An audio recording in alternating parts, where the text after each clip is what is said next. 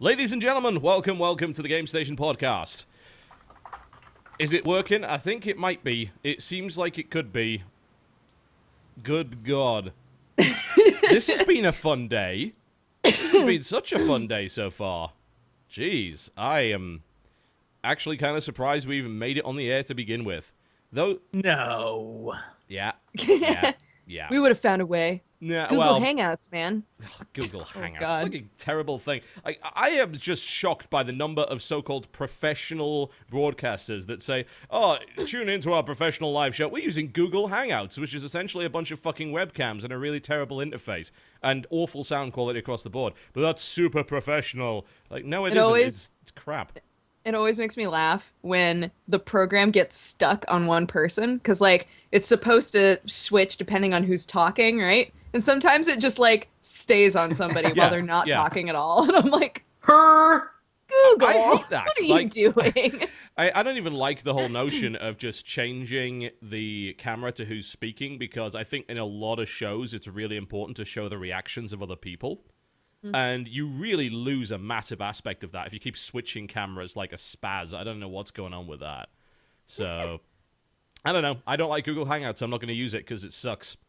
So, I will use this. Currently, we are using Open Broadcaster version 0.47 alpha. That's going to work well, isn't it? Yeah. I woke up this morning and I felt dangerous, right? So I said, you know what I'm going to do? I'm going to use an open source alpha broadcast program because danger is my middle name.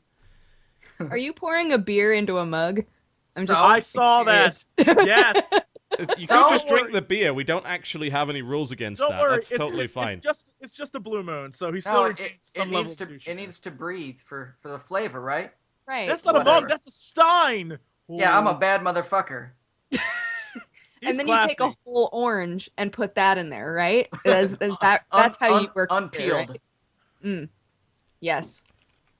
I'm not gonna say that I feel like I'm staring at the alternate dimension version of myself, but you have the chair in the background, you have the shelf. I'm just letting you know somewhere. Oh, this is weird. I didn't even the notice classier it. version of me. You are like what I dream I wish I could be. We're some handsome motherfuckers. Right. I've always said that. So I look in the mirror and say, "Damn, you are a handsome motherfucker." So if Daniel is the classier version of you, then right now you I'm have the bad twin. I'm the bad twin. Okay, so you have Bud Light in your mug, is what I'm hearing, or Pabst. Pabst Blue Pabst Ribbon. Blue Ribbon. Please, Bud So? Light. I'm drinking old style, some Black Thunder or whatever. Malt liquor. Mississippi Mud. Malt liquor. Yeah. I'm drinking coffee. Go figure. Surprise. I know. Everyone's shocked. Oh, I also need to close these blinds, apparently. BRB. So why is American beer like making love in a canoe, Jesse? Because when you're done drinking it, you say to yourself, wow, I made love in a canoe. That never happened before. What? All right. So the answer as to why American beer is very much like making love in a canoe is they're both fucking close to water, right? That's true. That's fact. That's legit fact though. You get it? Get it. Still I gets get you it. drunk. It's good.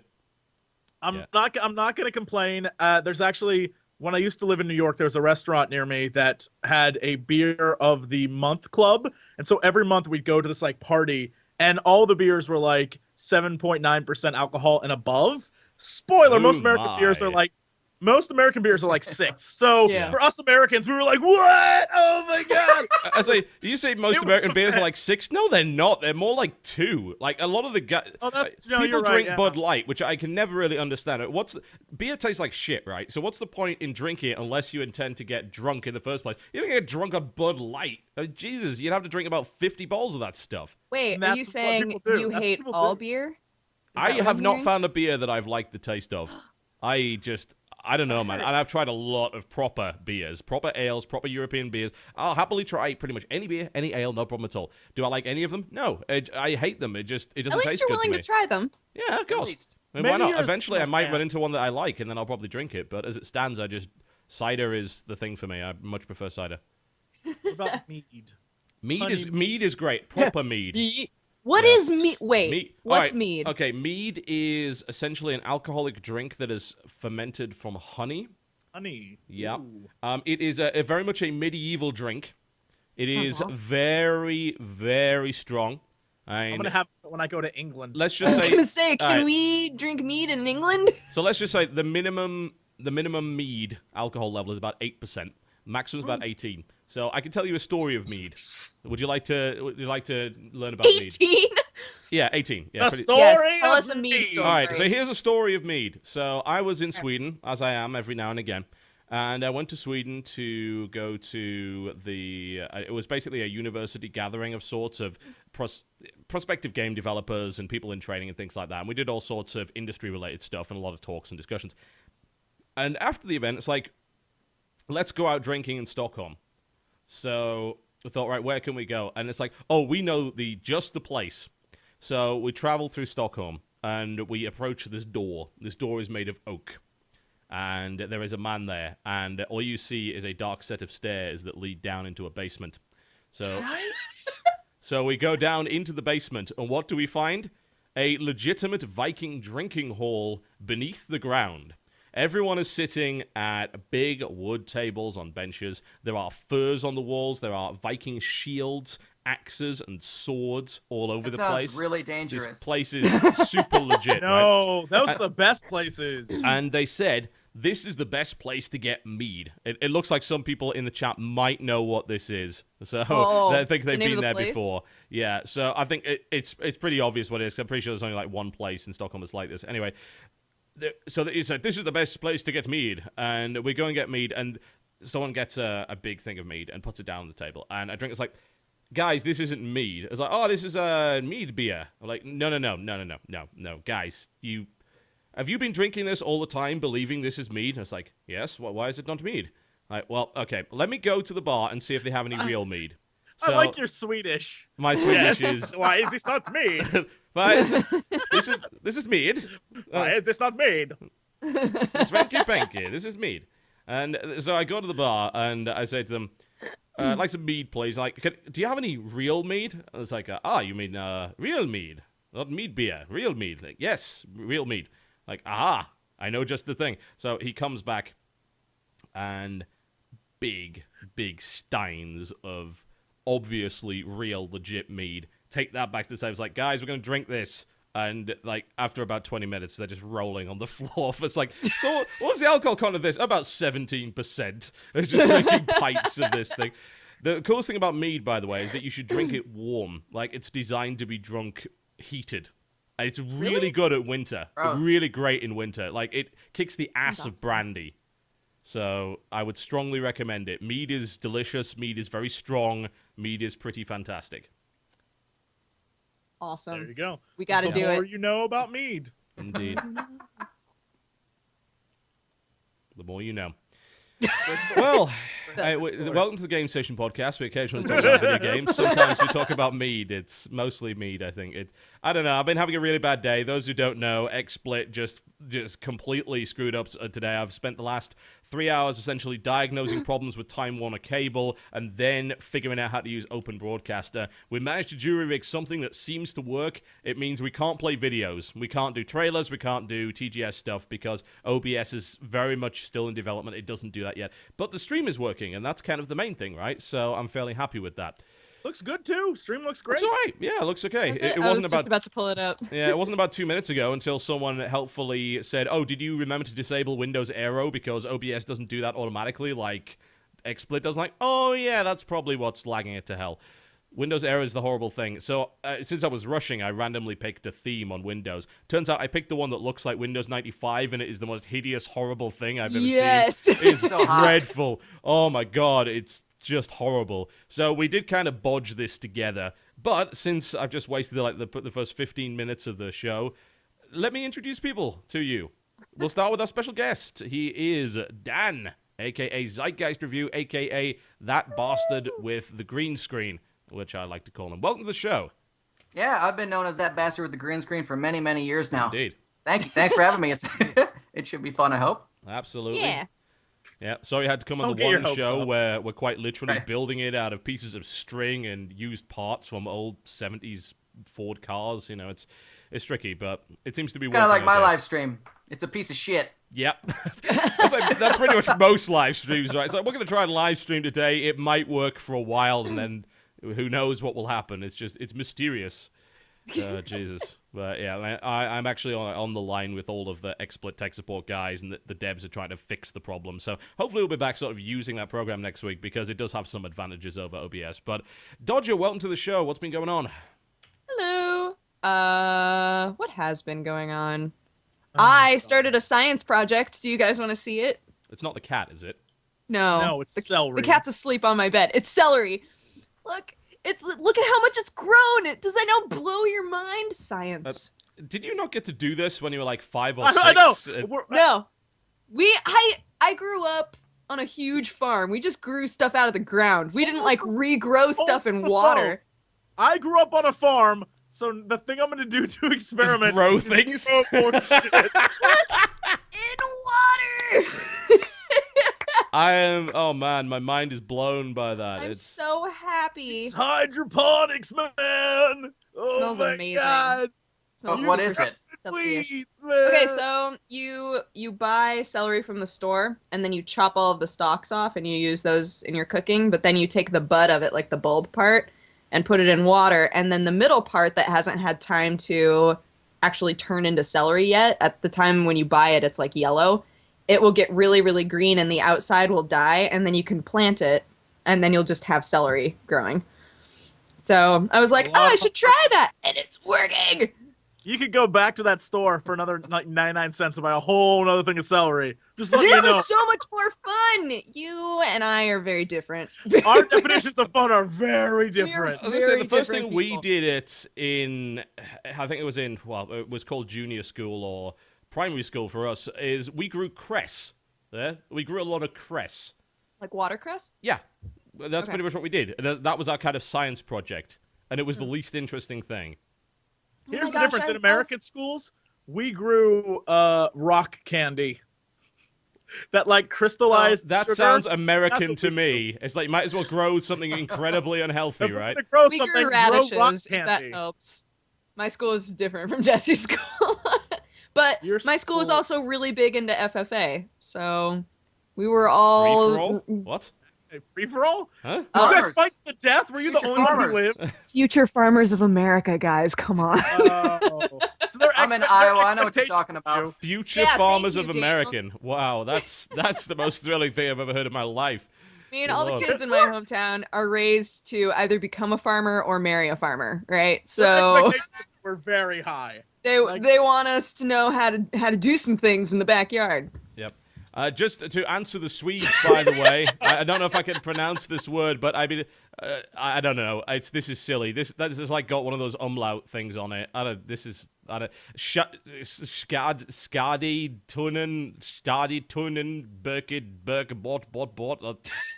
I know exactly what you're talking about. Yes, but that I'm pretty sure that was where we went. Yes, and I believe we drank there, and it was kind of great. Oh, the place you had the fake mead and then the real mead. Yes. Yes, Yeah, of I course. recognize that door. That is the door. So, yeah, it looks... I don't know what that is. But, yes, you should go there because it was great. And ask for the real mead. It was bloody wonderful. It's not Scarvy Griller. That's not the same thing. Ah, man. Jesse, welcome to the show. Hello, everybody. You've not been drinking mead and you haven't been suffering from OBS problems, right? It's all been good? I have not. No. I'm losing my mind Although today. big shout out to the dungeon bar I went to in Poland that had the picture of the Nord chicks riding dragons, naked Vikings on dragons. That might have been the best thing I've ever. It was in the men's bathroom. When you're peeing, you're staring at the most glorious image ever. Yep. But this week, I received another. If you remember the legendary story of the katana I received, and I was like, Yeah, Who I is this saw that for?" when I was over there, and I'm like, why do you have Yes. this sword? And I was like, oh, someone's just randomly sent me this. I think it went to the wrong place. Yeah, so it said it was this guy named Mark Chen, and I thought it was to Mark Chen. Spoiler, it was from Mark Chen, and he did want me to have it. How do I know this? Because I received another package from said Mr. Chen, who is totally awesome, by the way. And he's like, look, I can't export, but you need to give this to TB. And I have another one for you. Oh my god. And so next time you're over here, I can That give you looks this. very... can you show... I'm not going to ask you to show me the Suba on it because you have no idea what that is. Can you sort of show me the hilt, sort of angle it so that I can... Like that? That, move your hand. What? No, there. Yeah, that looks nice. So, and it's definitely this one, unlike the other one I received, which I had questions on, like, I was like, I can't tell if it's handcrafted or whatever, and I asked people. This one, now that I know, like I looked up information, is definitely handcrafted. Dude took his time with this. Because you can see the imperfections and stuff. So this is your new baby, TB, and next time you're over here. I used to collect swords a long time ago, actually. Are you guys gonna film a sword fight? No, those things can actually kill you. Swords and we'll kill each other. Please. So I used all to. I want. So my pride and joy, which is back in the UK, sitting in the garage because obviously I can't really take it around with me, was a Paul Chen practical Aito katana, and these things were designed so that they were designed for quick draw. Like there's an entire art form around basically drawing your sword in the quickest, smoothest motion possible in order to end a fight in a single stroke, and that's an entire martial art. The Like thing in is. anime. Yes, like anime. They make the swords so that you don't cut off your own arms when you draw it too fast. They basically that you don't have a sharp edge with them because otherwise you would kill yourself. You're not supposed to actually do this to people, right? It's no longer become relevant. This is not a relevant martial art. You do it because it's fun and it's skillful and it's a hobby. You don't actually kill people with it. You fight demons. You're an anime character. Unless And Jesus you're Christ, running guys. through the woods. This towards isn't a somebody, real and they're thing. running in the woods toward you. Oh, it's and then real. you cross each other, but it's in There a are no silhouette. actual and then animes. one person falls. All the No, animes are no. not real. They both land and look forward like, yes, I killed him. And then one of them realizes, oh shit, it was me. And then he And then dies. their body halves like slide apart. goes, Yes. God damn And then it. they go like that. Yeah, that's how it works. Mhm. I mean, TB did that all the time in the UK. Is the new yeah. headcanon. that's how he became the headmaster of Hogwarts. He took out Dumbledore with a quick slash. With a quick slide, Yeah. with a single strike. God damn it.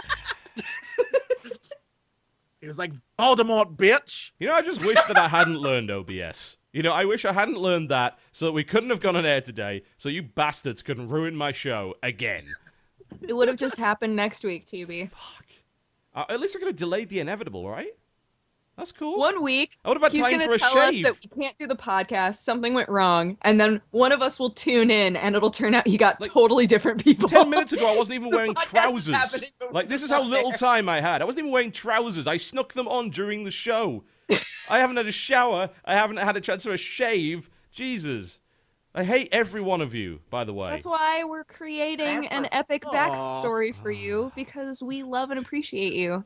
Dan TB. just got. I don't know where he is in relation to me, but Dan just got here, and you're like, I hate you. All he's doing you, is drinking. Dan. He isn't doing Yeah, anything. What's built wrong up with you, tension. Dan? Why do you have to do There's this? a lot of tension in this family right now. Wow.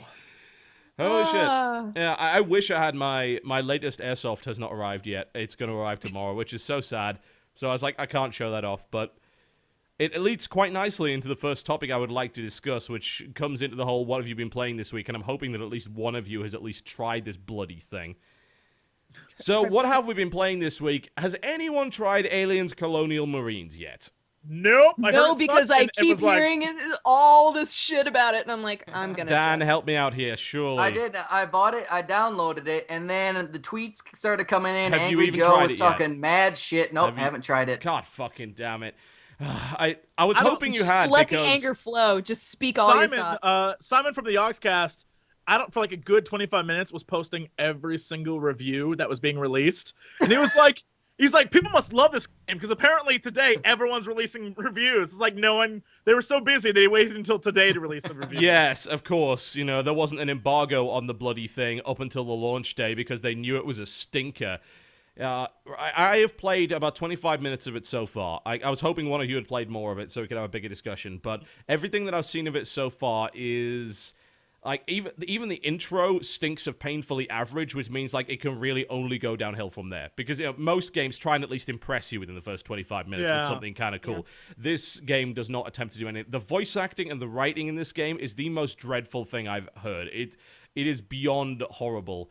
It's just, some of it doesn't even make any sense. Worse than JRPGs? Oh, it's really come bad. on, JRPGs aren't that bad. I don't know what the hell they were doing with the voice acting, but it's really bad. The gunplay is the weakest fucking gunplay I have ever felt. Like, I got a pulse rifle, yeah? One of the most iconic weapons in movie history, yeah? With that great sound and with that amazing look to it. And what happens? They make it sound like a bloody toy gun, and they make it handle like one, too. This thing has no recoil whatsoever. It is literally Call of Duty spray and pray. You could put a fucking red dot on it, like Call of Duty style. You can maul this classic weapon. One of the best-looking guns anyone has ever crafted for anything flames ever. on the side, Yeah. Oh, yeah, you can put flames on the side. Oh, yeah, you can put flame camo on it, and a fucking laser sight, and a fucking red dot on the top, this giant, bloody, ugly, square thing. It's like, god damn it, guys. Like, there should be a law against mutilating the fucking pulse rifle that way. There's a reason why the airsoft pulse rifle I'm getting is an official replica with no fucking rails on it, so you can't attach a red dot, because they know that it's a sin against God to do that. And they let you do it anyway. The shotgun is the weakest piece of shit I've ever seen in a game and takes forever to reload. I don't know what the hell they were doing there. The AI of both the aliens and your friends are beyond stupid. So you're running around with other Marines, right? And you get battle chatter and things, and they're supposed to kind of inform you about what's going on. They have some very odd ideas about what's going on. It's like, they're coming in from the left to flank, and it's like there's one alien, and it's directly ahead of us, and it's not flanking at all, and he's in a corner. So there's no chance of this. I'm deadly serious. This happened in the first 25 minutes. They're coming in from the left to flank. What? There can't be. You're in the corner. There's no possibility unless they can walk through walls now. And there's this constant stupid battle chat. I've seen some videos on YouTube whereby the AI is freaked out so much, it's like, there's too many of them. We're getting overwhelmed here. And there's like one alien. Oh, no. There was one where there was a completely empty room, and your AI partners were just emptying clip after clip into the wall. Well, that's how I play every game now. Yeah. I know. I need to play this game. Yep. So bad. Yeah, pretty much. Just like, and if they'd done that, it would be fun, right? If it looked like they were freaking out and losing their minds, what a great feature that would be. But no, they're standing there, staunch as everything, aiming directly at the wall and just emptying clip after clip after clip of ammunition into it. There's nothing on the motion tracker. There's no one anywhere near. It is beyond crazy. Apparently, aliens teleport in. They teleport in for no apparent reason. Like, there's no point in using the motion tracker because apparently everything just monster boxes. It just appears in the room out of nowhere. So what's the point in even checking the motion tracker to check what's ahead of you, because there's nothing in the fucking room at all. There is a gigantic list of everything that's wrong with this on a lot of different sites. Jim Sterling, who you guys should know, he's a pretty famous games journalist. He writes for Destructoid. He's pretty good at what he does. He actually emailed me because he's like, do you want a list of everything that they lied about in the press demo? And I'm like, yes, I would. Would you like me to summarize this for you? Because, yes. I mean, it's pretty long, so I don't want to give you all of it. Where the hell is this? I'm sorry, I think I'm misspelling Jim Sterling's name. There it is. Okay. So he sent me a gigantic list of everything that he noticed, and there's probably more of this, that was in the press demo. This is something that they showed to the press, and they also showed a video of to the public, right? This was freely available. You didn't get to play it, but you could see it. And he described that there's a bunch of stuff in this thing which is not in the game, as in the press demo completely misrepresented the game. Which, in itself is kind of ridiculous. So, just a couple of little examples here. Just some of the less severe stuff. Marines walk through a lab with facehuggers. One Marine asks what they are. A facehugger twitches at the player. The lab is in the game, but there are no reactions whatsoever, and none of the facehuggers actually move whatsoever. So, basically, there's a lot of stuff within the game whereby they seem to know automatically what everyone is and everything is, despite having really no knowledge about the aliens whatsoever. Like, there's a bunch of new alien types, like the Lurker and the Boiler. The Boiler, by the way, is the dumbest name I've ever heard, but it basically makes his head explode and sprays acid everywhere. Yet the Marines, upon never actually encountering these before, spot them, immediately identify what they are, and said, "That's a lurker. You got to watch out for them." It's like, what? You've never met these. This is the first time you've ever encountered this bloody thing. You know how Left 4 Dead does it, where like if you start the campaign, when you first spot a special infected, they kind of speculate about it because they don't know what it is, and then as they gradually go through the campaign, the dialogue gets more informed. They don't do that here. They just make some really obvious stuff. So there's another example. Marines notice a door forced open and check it out. This is not in the final game at all. The Marines shown in this segment don't appear to be characters from the game at all. This was completely fabricated. This section does not occur. So wait, did they just create a game, like a separate demo entirely? Yeah, exactly. That's exactly what they did. What's the point of that, though? I mean, did they remove it from the main game or just not include it at all? I don't understand. It's just not in there. I mean, they made it up. If you're going to make it look good for the press, why not put it in the game for the users? Well, because it's like a cardboard set, right? It's like you can fool people that are looking directly at it, but if you look at it from the side, then it suddenly breaks. So you create something that's in a very carefully controlled environment, so you can show the press and show the public via a video presentation that you are driving, right? And then other people don't realize. A couple of other examples here. So we've got aliens demonstrate their sophisticated artificial intelligence. Apparently, aliens are not capable of any of the behavior shown in the demo. You'll see them crawl on the ceiling and hide themselves in vents and above ceiling panels, but they can't actually do this in the game. The Xenos in the actual product just run at you. They never try to hide like that. It's also worth noting that the alien corpses don't stay on the ground like the demo shows. They just disappear seconds after death within the game. Another example. The Xenomorph attacks the player and knocks them out of the comms room into the open LV-426. This never happens. This scene is not in the game. The Crusher is introduced and chases the player. Also, this never happens. In the actual game, you get a brief, underwhelming glimpse of the Crusher before later fighting it in a really boring boss battle. Nothing involving the Crusher in the demo footage actually happens anywhere in the game whatsoever. The entire finale of the demo in the loading bay is not in the game. No other NPC gets into a power loader, and the aliens certainly don't start crawling on it while he flames them off. The only scene with an active power loader is where the player gets into one to wildly smash at some generic big xenomorph. Naturally, with this scene never happening, there's no alien queen smashing through the wall either. The entire closing minutes of the demo are pure fabrication. And it goes on and on. There's way more of this. I could spend all day talking about it, but this game is a fucking disaster. Like, it is. How old is this? How long has this game been in development? Because I remember 6 years. 6 years. Yeah, I remember seeing, and I wish I could send you guys the link right now. But a few days ago, I saw a website that had the old version of the game and the new version of the game, like side by side. And besides updated graphics, there was no difference in like the actual gameplay. It's seriously ugly. Like, it is a very, very ugly game. The texture quality is unbelievably bad. The game actually... I mean, the game looks definitely worse than AVP 2010, which actually was a pretty good-looking game. Remember, that was one of the first games to really use DirectX 11. It's a pretty fucking gorgeous game. You can criticize the gameplay all you like, and it's not, like, great. But this looks worse than that game from 3 years ago. Obviously, you know, it looks a little bit better than AVP from, AVP 2, which was, 2003 or something like that. But it is a really ugly-looking game. It doesn't stand up to any modern FPS. It doesn't stand up to any FPS from the past few years. And even then, apparently on console, it's got super massive frame rate and screen tearing problems, even though it's an ugly game. That doesn't surprise me, though. On PC, there it is. on PC, that doesn't happen. I linked it to you. It's from Polygon. They have a side-by-side, like, big screenshots of what it used to look like in, and then what it looks like 2012 version versus 2013. And how they tried to make it grittier, and really, it doesn't look. It doesn't really look exactly that much better. Same. It's just a little bit brighter. Yeah, it's. So weird. I mean, thus far from what I've played of it, it seems like it's really dreadful, and I haven't found anything that's really redeeming about it. I hate the stupid QTEs. Like every time an alien gets close, it sort of jumps on you, and you have to hammer the E button to push it off. Yeah, every time without fail. Which is super boring because there's only one animation for it. And in the starting section, it did this to me 3 separate times, and it immediately switches you over to your pistol while you're on the ground so you can shoot at the alien. You don't have a pistol. Like, you start the game with 2 guns, which is the pulse rifle and the shotgun. Where the fucking pistol came from, I have no idea. It magically appears out of nowhere. Mm-hmm. It's just... It's so bad. There's so much scripted stuff. It's got the standard, really bad modern FPS problem of you can't open doors, other people must do it for you while talking and walking very, very slowly, right? That artificial way of extending gameplay, which is horrible, and just this absolutely dreadful exposition technique that is used by people that have no idea how to make good narrative.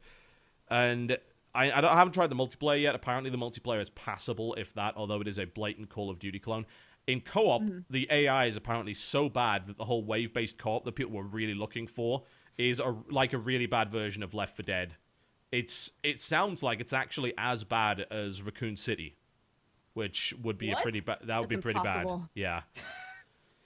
So, yeah, this is a mess. I mean, it's funny because we've been anticipating this for a while. We haven't had a good next-gen Aliens game at all, have we? Ever? No. No, no. There hasn't been a good Aliens game in a long while. When was I don't know if I've ever played a good Aliens game. I mean, the question is, do you count the AVP series or not? Like, are we talking about just Alien-specific games, or are we talking about the AVP crossover? Because, I mean, the first two AVP games, plus the one on the Jaguar, plus the one in the arcade, plus arguably to some degree I mean, I didn't hate AVP 3. I'm going to be honest with you. I didn't hate it. It wasn't as cool as the first two games, but it was definitely a passable shooter. And I'm trying to think of good Aliens games. Alien Trilogy for the time was okay. But it was, I feel like, couldn't they have taken, and it's definitely too late now, but couldn't they have taken the Alien premise, that storyline, and just Dead Spaced it? Because the first Dead Space, totally. you remove those monsters and replace them with aliens, and it's an Alien game. Well, like every Alien game up to this point has made one pretty critical mistake, right? And that critical mistake is to be like Aliens and not like Alien.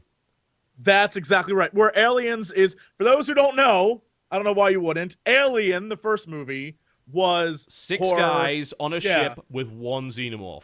That's what I was going to bring up earlier. How are they going to keep making games where you're fighting tons and tons of aliens when one could totally destroy their whole posse? And that's the thing, is the first movie was this one, and the second movie was, let's just get a bunch of Marines and a bunch of aliens and just shoot the shit up.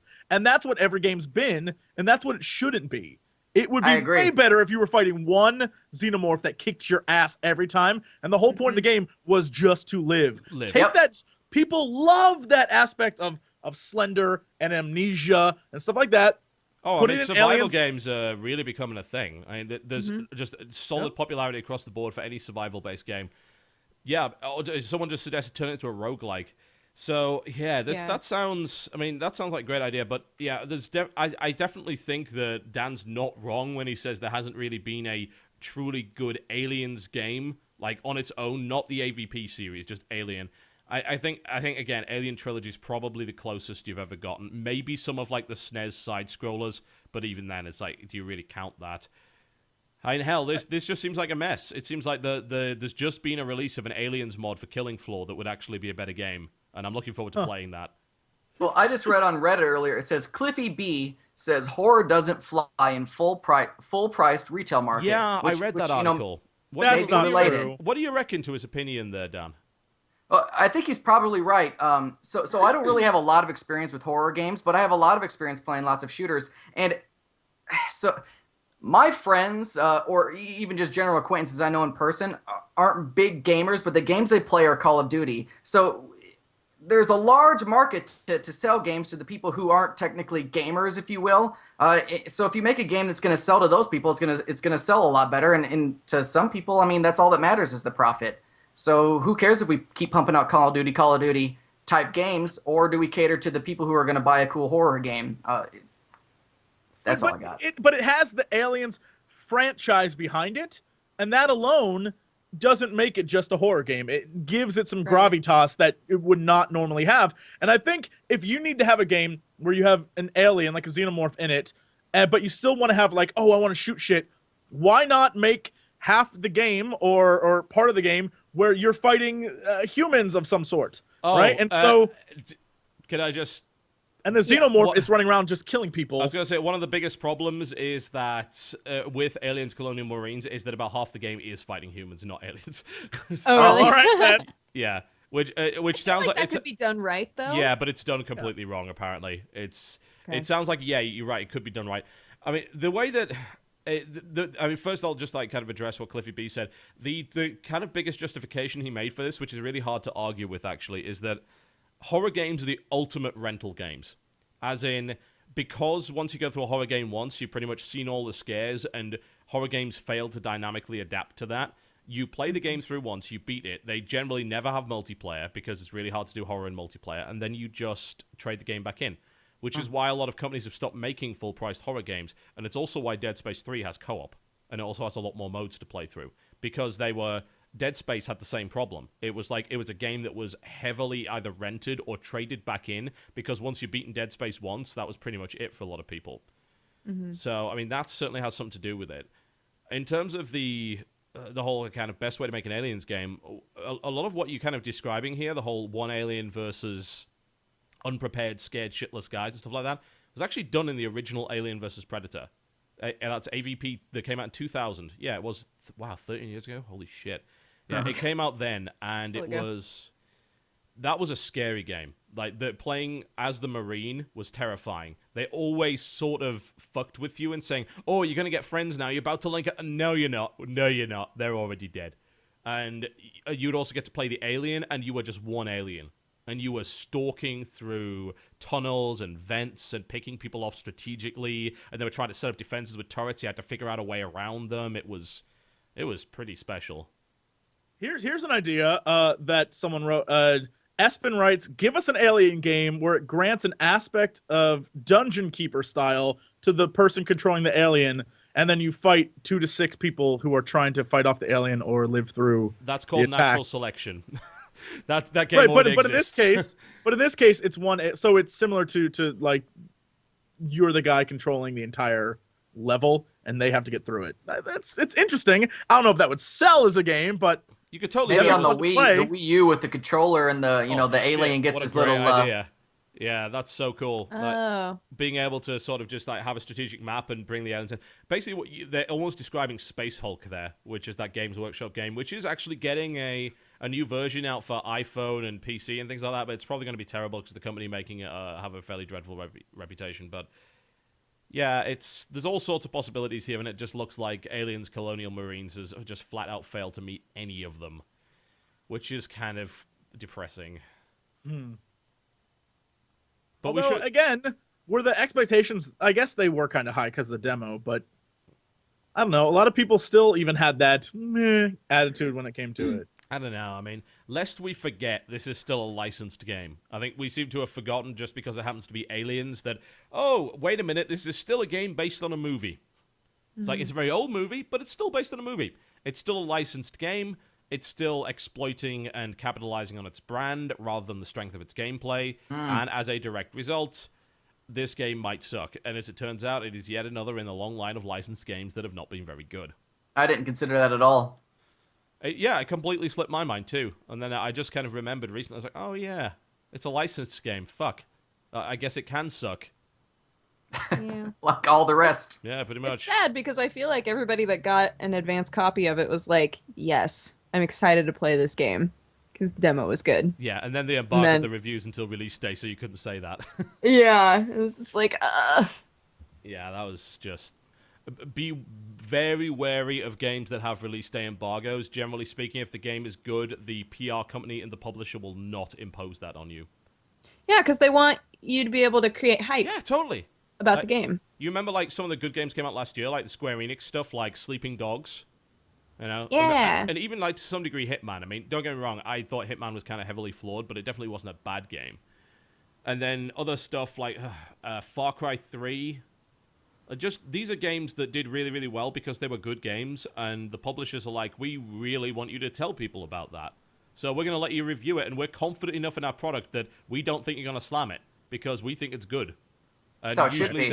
And usually they're right, you know, and that's the healthy relationship where it lets the press have that freedom and it lets us inform the consumers, and then consumers can make an informed decision on whether or not they want to drop $60 on this game. Also, stop pre-ordering video games. Not going to go into this again, but I'm just going to remind you, just in case you forgot since yesterday, stop pre-ordering video games. All right. Yep. Well, so I played a bit of that, and I think what we've all been playing, aside from Dan, Welcome back to the Game Station Podcast after our impromptu break. Yeah, so OBS being an alpha program, turns out that's not very reliable. So I'm just going to hopefully not have it break in. I had to reset up everything. I'm having a terrible day. I have a bottle of pills here, and I'm very tempted to eat all of them, but then I realize they're allergy meds, and they won't help. I was going to say, it's just Beano. You just, hate yourself. Got some gas. It's just like a jar of Tums. Why did I do this? It's My day is worse now. These are so chalky. Oh, God. It's like, well, there's definitely no risk of heartburn for the next 3 weeks, but now my stomach has crystallized. But, oh, Jesus. This has been a terrible day so far. I'm glad we got to take a break because Why did you do that? Before we started today, Dodger and I were goofing around on Kickstarter trying to find Kickstarters to fulfill our pie of Kickstarter goodness. Yes. Okay. My pie And is, so- I think, a lot smaller than your pie. I do love donating to. I was going to say, I'm going to require some explanation on this, but...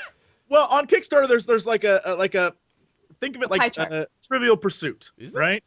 Where? Yeah, and so it tells you it's You go under to like my your profile? name. Oh, I have never clicked my profile ever. So. Yeah, it And shows so it all the shows you- different categories, Huh. and it fills Yeah. in the pie as you support different categories. Let me check. I want to check mine out now because I have a And feeling it's so- going to be very one-sided. Mine is really sad. Well, I've been trying to go around and sort of fill it in, and so I was looking at different things during our break there, and I found something that I want so badly, and I want this to be a thing. It's a computer desk that the entire top of the desk is a giant mouse pad. So it's a What? desk, and then it's all USB 3.0 connectors, or 2.0, depending on which model you get, that are on the top of it. So you just hook your computer to the desk, and then your desk does everything. I was like... It's called, hold on. If you want to see this thing, it's called Gamer's Paradise Gaming Desk. And I guess they have a video, and it's got 15 days to go. It's about 1/3 the way done, pledged. But the damn thing is a legit computer desk that the top of it is the mouse pad. That seems That alright. that was My desk sucks about to the point where it's even sunk in the middle because there's too much weight on it. That's what I'm saying. I need a new desk, and this is... How much is the desk? I don't know. I know that limited edition early price is $3.99. If you want 3.0, you have to do a special pledge of $1,000. That's all right for a good desk, though. I was gonna say for that people don't seem to desk, understand I how think much that- a good desk actually costs. A really good desk is more like 20-30K of really nice wood that you. But that's pretty slick. But you keep that for the rest of your life. You know, Yeah, so a this good is desk is like something that. graphite. So it's Yeah. metal, and the top is is actual Can you the legit. link us? I can't find it. Yeah. I will Yeah, do that because right I now. actually could do with another desk. I'm looking at my Kickstarter pie right now. It's a bit sad. It's 11 games, 1 film, and 1 design, which was the Smarter Stand clips for the iPad, which is what I have received that, by the way. That is the only Kickstarter that I've received so far, the Smarter Stand. I backed Star Trek Renegades because I'm obsessed, and then 11 games, which were Double Fine Adventure, Banner Saga, Shadowrun, and a bunch of other stuff, which I can't be asked to list off, but yeah. Oh, Yeah, so it's if you type in Gamer's Paradise Gaming Desk under search, it's there. Gamer's And Paradise Gaming. Gamer's Paradise, just type that in. I linked it as well if you want to click it's that It's link. alright. I mean, But it's not a particularly attractive desk. Yeah. right, and so but the thing I love is that if you go down to the dimensions and you look at it, if you get the USB 3.0 thing, it's literally the entire top of it is just Ports. all these 3.0 ports. I'm like, God, that is That's right up my pretty alley. Right? Oh, so many ports. I Oh, know, it's so I know, pretty. I know. Oh. Plus, you can get it in different colors, like red, white, or blue, plus black.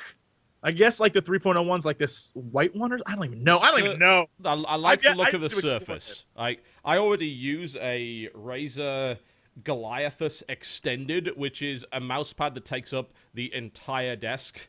It's, Oh, that sounds like what I have. yeah, it's gigantic. Yeah, that's what I have. Yeah. This is my mouse pad, this giant thing.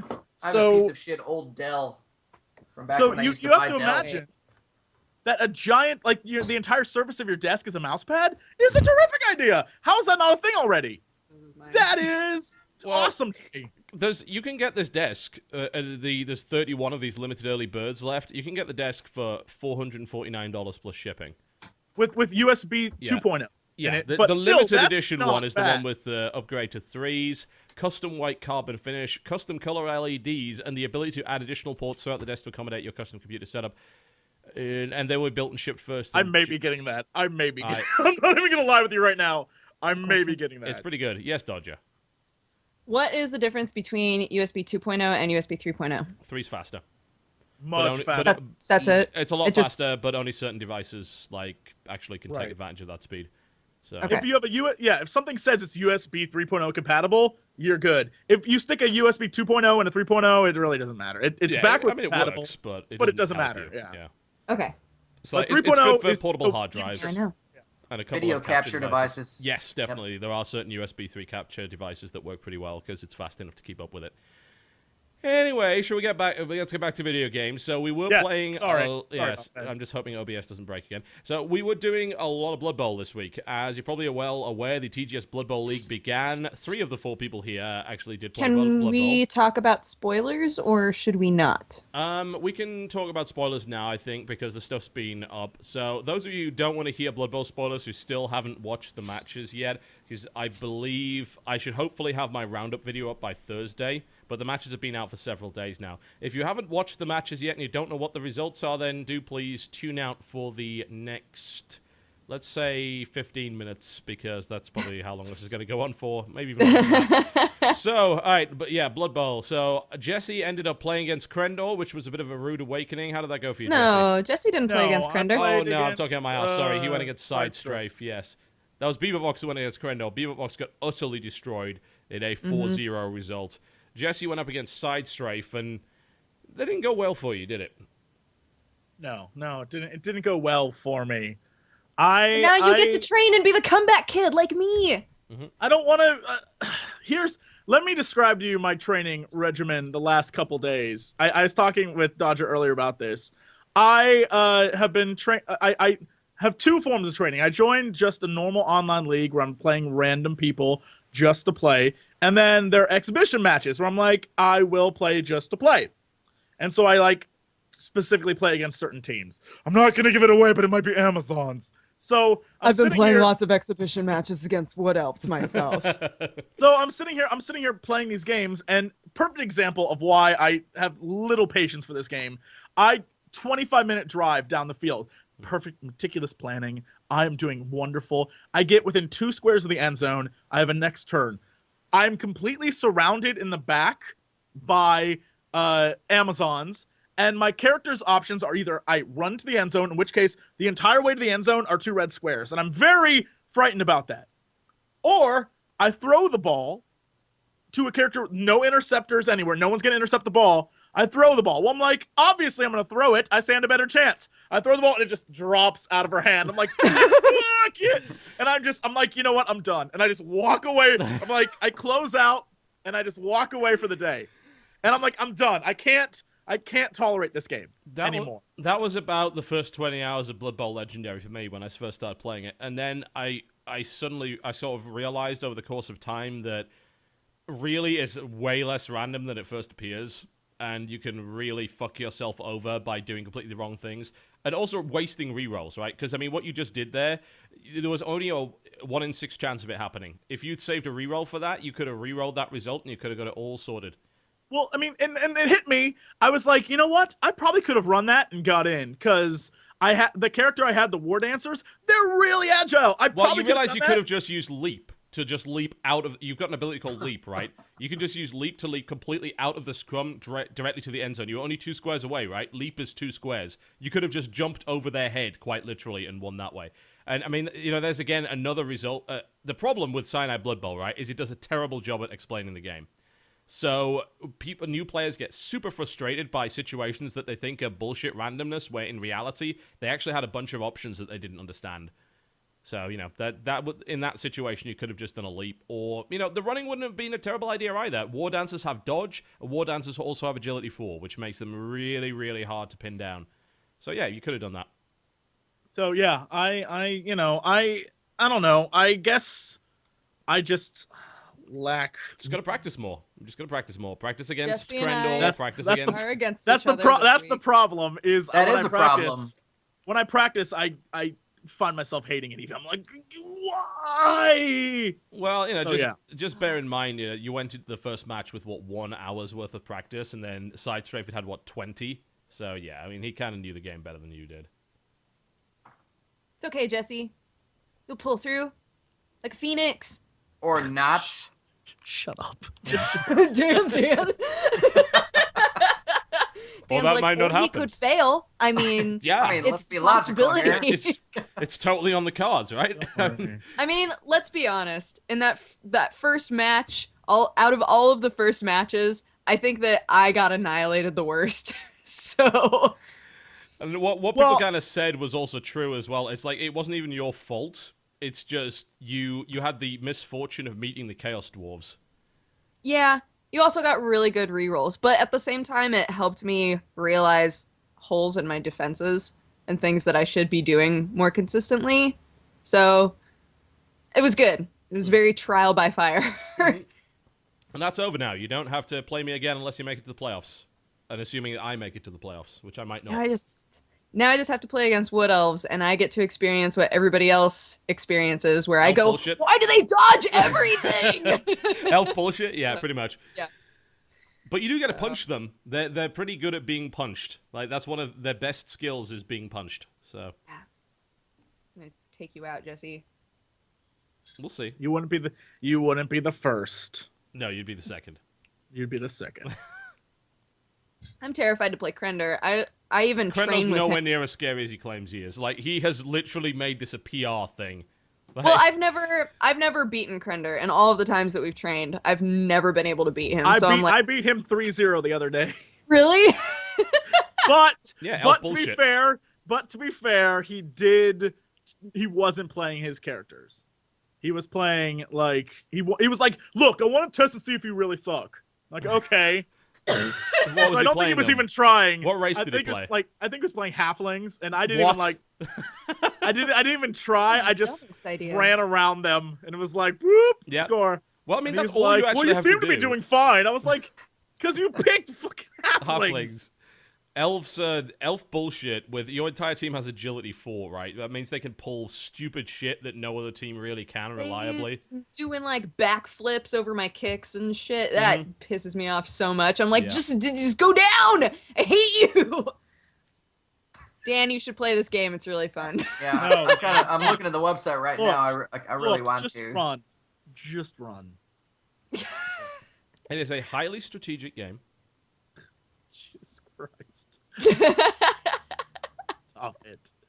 There's about No, it really Alright. is. Like Okay.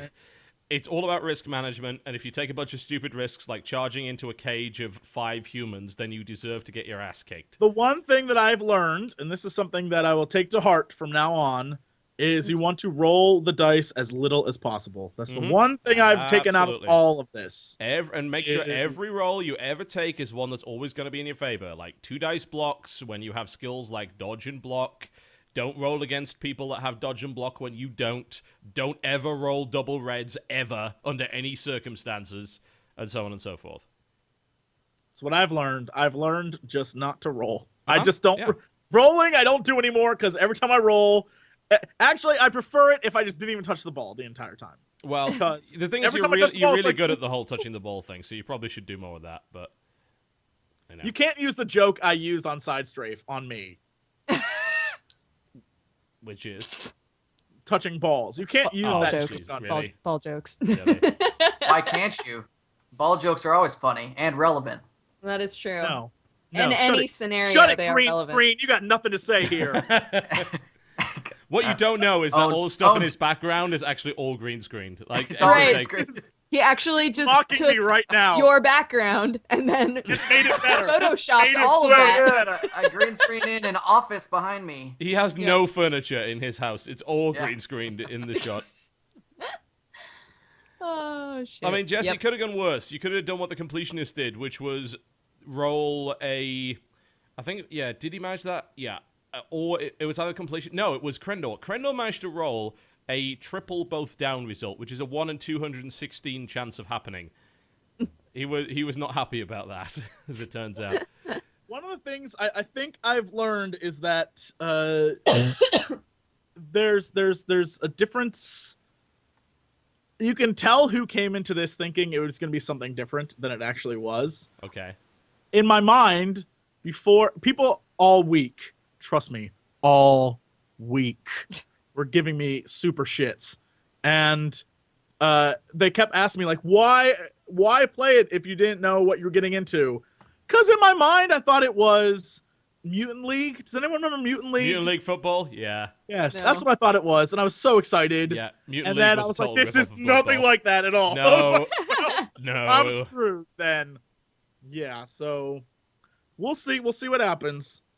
I can't go easy on Dodger at all. So Well, that's okay, because you can't go hard on anyone with an elf team, so that's fine. We're both Really? going to be just like going, oops, oopsies, oopsies. That's going to be the entire game. Well, it's just like it's a team with agility 4 versus a team with all dodge. It's going to be the stupidest game ever. earlier I was playing just an exhibition, and they had the cheerleaders of the two teams, and I was like, these teams are ridiculous. Both of our cheerleaders look so dumb. Well, have you seen the halfling cheerleaders? They're basically female halflings with giant pots of soup. They're just stirring the soup the entire What? time. Stir in the soup. I feel like that would be better. My cheerleaders are male because apparently there's no female hobgoblins, so they just dressed male hobgoblins up as females, put them on wolves, and had the wave sticks around. It's just- Yep, that's hot too. Oh man, it's pretty ridiculous. For you. Definitely. Yep, so my roundup video will be hopefully up on Thursday, assuming no other problems, and week 2 Blood Bowl matches will be up then, and yeah, it's going to be interesting. I'm looking forward to it. I had a good start, so I can't really complain, and now I get to fight the Norse, which could go really well or really badly. We'll Who are see. you playing against? Completionist. So his Norse team actually... The Beards. Team Beardman. Team Beardman. Yeah, of the 4 players that lost in week 1, he was the one that probably lost the least terribly because he didn't really take any injuries. Oh, no, one of his players is out for the next game. That's Proton John SA. He's out. But he's still got 11 players, so it should be all right. See how that goes for him. And yeah, Blood Bowl. Fun. I love it. Blurb. Great game. It's when you learn the game, you love the game. When you don't learn the game, you absolutely hate it more than any other game in the world. That's just the way of it. All right, Yeah. well, what else have you guys been playing this week? Anything interesting? What's been I going think we on? should ask Dan because he should. hasn't been able to talk for a For while. the whole Blood Bowl thing, that yeah. doesn't matter. Yeah. I mean, I played Dead Space 3 all of last week, and I thought it was really fun. But primarily, I play League of Legends, and I'm fucking terrible. In that my what experience, you're- pretty much most people are terrible at League, so that's not really a big deal. Yeah, it's Are you still fun though. streaming that mostly? Yeah, Monday through Thursday I stream it. If you want to watch some of the worst people of all LoL history, then yeah, check out our stream. I think we're mildly entertaining, but you're not going to learn anything from us for fucking sure. That's Sorry, I that's swear. really an I was advertisement. Zeitgeist won't learn League of anything. Legends. We're fucking terrible. We're You're probably not so going to learn fucking anything. funny. Yeah. Do you like beer? Come watch us. We drink a lot of beer. Man's Who's your- honest. Who's your favorite champion? That's a tough question. Rammus lately because you can't fuck with Rammus. You cannot fuck with Rammus. That is very, very true. Rammus is the man. He says nothing. He is a tough but silent, gruff thing. See, lots of people don't like Rammus, but you get a Fucking good love Rammus, Rammus. he's gonna own you. Oh yeah, he can go anywhere on the map. He rolls around like a boss. He Yep. takes punches and he doesn't care. You know. Oh, He yeah. just dishes it all back out again. Moby boots and Ghost plus Home Guard, and he's anywhere on the map at any time. What the balls is a home guard? Bear in mind I haven't played since season 3, so I have no idea what's going on with these new items and shit. What season are they Ah. on now? Season 3. 3. Mm-hmm. So I only played the season 2. I haven't played since yesterday, but I don't know everything. I don't know what's I haven't going played on. the game for about 6 or 7 months. I play Dota Okay. now, but what is home guard? I don't understand that. You upgrade your tier 2 boots into a tier 3 now, and there's Oh, one there's of new like boots? 4, Oh, okay. 5, or 6 enchants that you get on them basically. And the Home Guard basically gives you I don't know 200% movement speed, something like that, while you're inside your base for a few seconds. so it lets you leave your Nexus really quickly. Oh yeah, that's pretty sick. So you can just get right back out there to defend. Especially combined with the Rammus spin, that would actually be ridiculous, I imagine. With Moby Boots and Ghost, and he's out of there. Yeah. Nice. Okay. Yep. Word. Yeah. Cool. Yeah. Yeah, if you don't play LOL, then you have no well, idea. Jesse just doesn't play Dota-style games at all, so... That's because I'm very good at them. I'll have you know, after the first time playing League of Legends, it took me 4 times in order to win a game, and at that point, you know that it's just, you would make everyone else look bad. So I quit while I was ahead, and I let For the League good of Legends of continue morale, on. right? For the good of the community. Yeah. For the good of the land. Yeah. Naturally. I had to walk away. That was why. That's the explanation. Yep.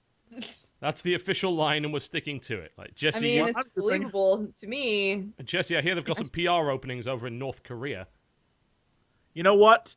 Our Lord and Savior, Kim Jong-un, has launched many missiles to the infidels America and destroyed their big cities of New York and Chicago. Soon, the rest will follow. All hail the glorious... Are they an empire? Whatever they are! People's Republic!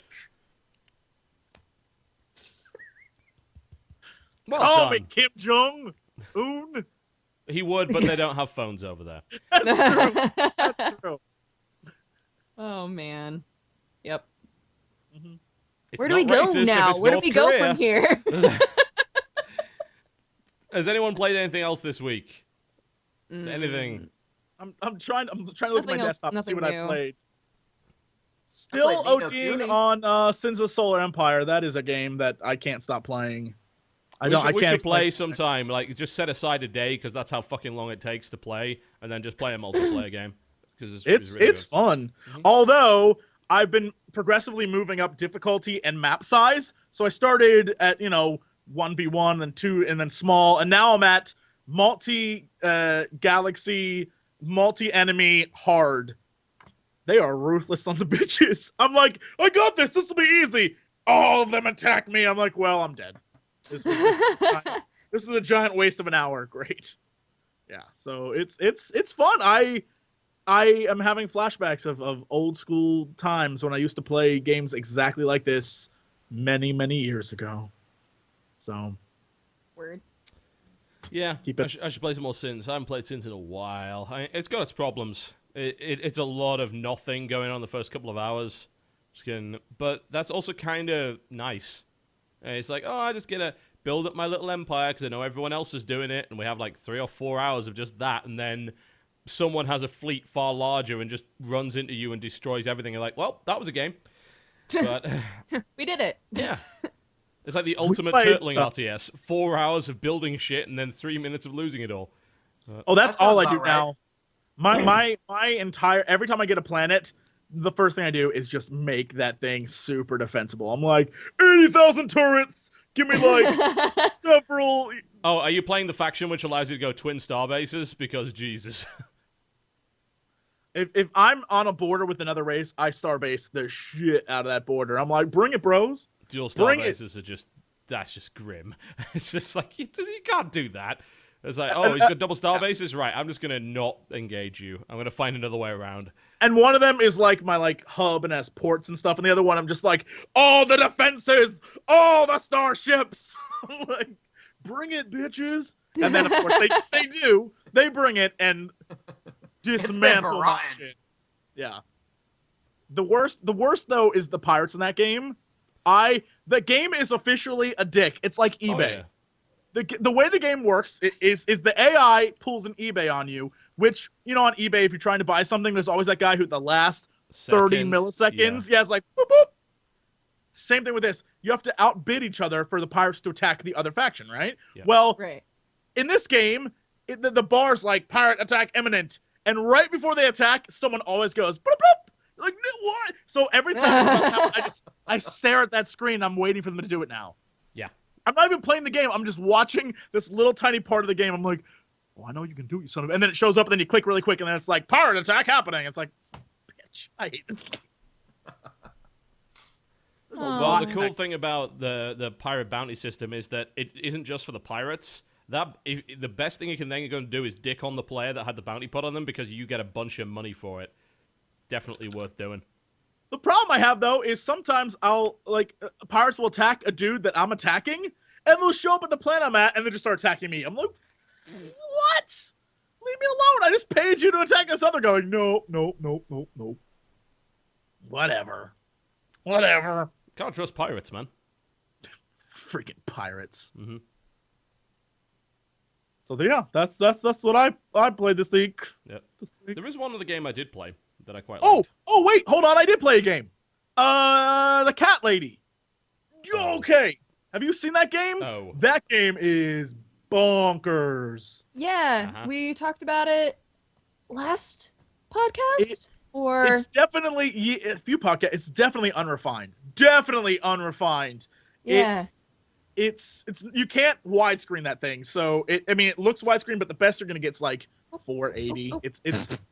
But it's more ambiance, more story based, but it is point and click crazy. Except you only use the keyboard, and so you have up, down, left, right, and that's it really. And enter. Those are the only buttons you use in the entire game.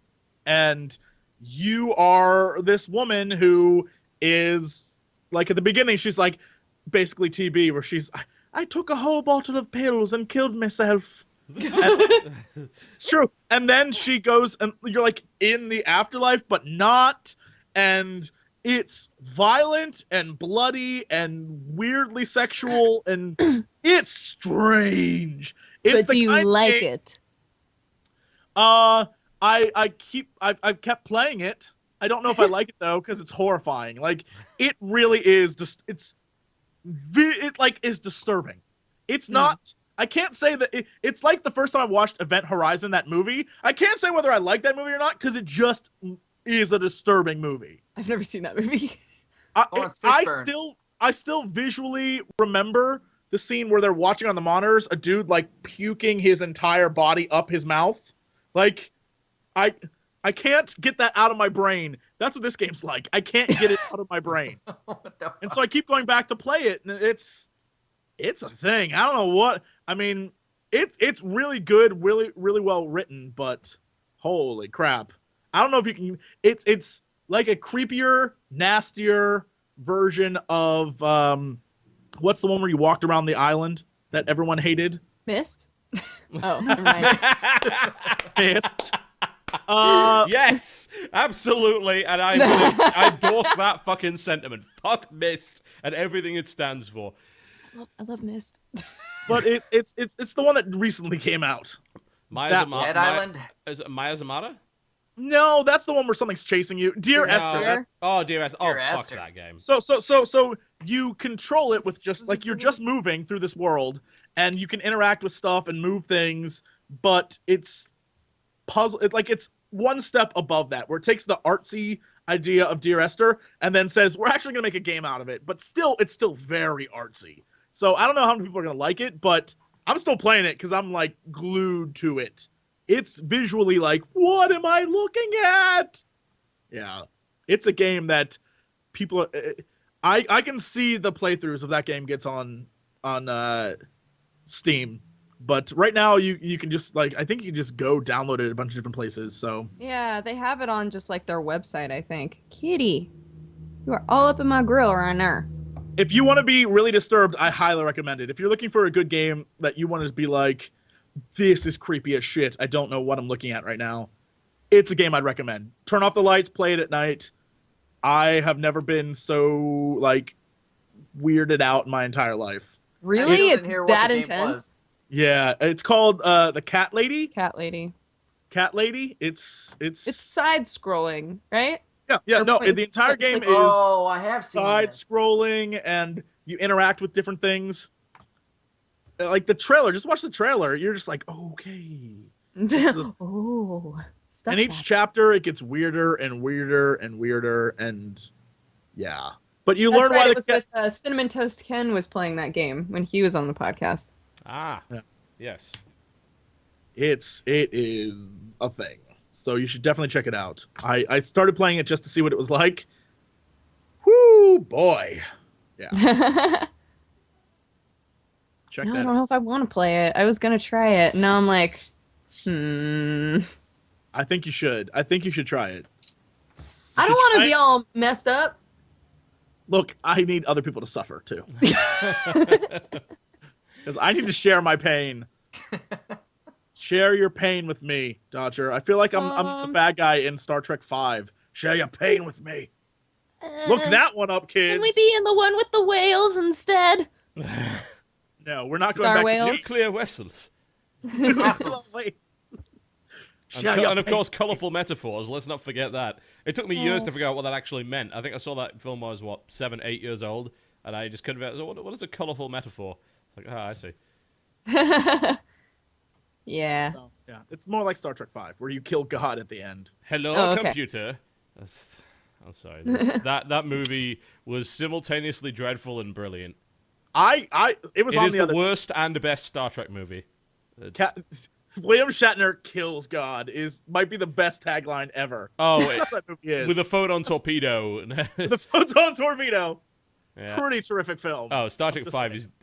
is... there is the truth, the universal truth, that only the even-numbered Star Treks are actually any good. But it was on TV the other day, and I still watched it, and I was like, yep, here I am. Do you guys know? Wait a minute.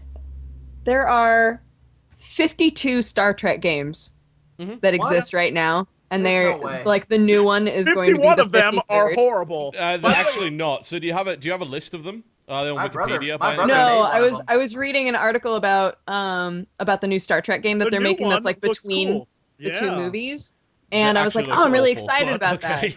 What? No, it's fucking dreadful. Are you kidding me? co-op. They decided to. You know what would be a really good idea is to have a co-op third-person shooter is set in the Star Trek universe. The one thing that never happens in Star Trek, Right. that being a shitload of Hold ground combat, This is is going to be J.J. Abrams Star Trek, sir. fuck J.J. from Star Trek. Gene and that- Roddenberry ain't got nothing to do here. I'm sorry, but it's unbelievably stupid. I hope it's fun. I hope It'll it's be fun. great. Well, I You'll hope be, it's good, you'll be but it walking looks through, awful. I'm just saying.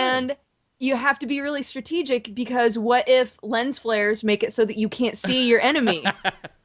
There's so many levels to this game. Hey, man. A good He Star put ca- Trek he game put could be cameras made off the- though. There's plenty of good Oh, Star yeah. Trek games. Like they've already made loads of good Star Trek games. Do you need examples? I can give the examples. only good ones, though, are the ones that are specifically just space-based. Where you have a ship. Elite Force and Elite Force 2 were fucking brilliant. Really great I've games. never even heard of those. That shows how good they were. Elite Force is awesome because they do it in like Voyager. They basically make the game like a set of Voyager episodes, and they have like the screens. Oh, so they and made it everything come off the one of the worst series. Well, yeah, What? which means No, it can only go Voyager up from was there, great. right? It can only go up from there. But it's a first-person shooter with set in the Quake. It uses the Quake 3 engine, and it's See, brilliant. I think to really, make really a good good. Star Trek game, it can't be a shooter. It needs to be.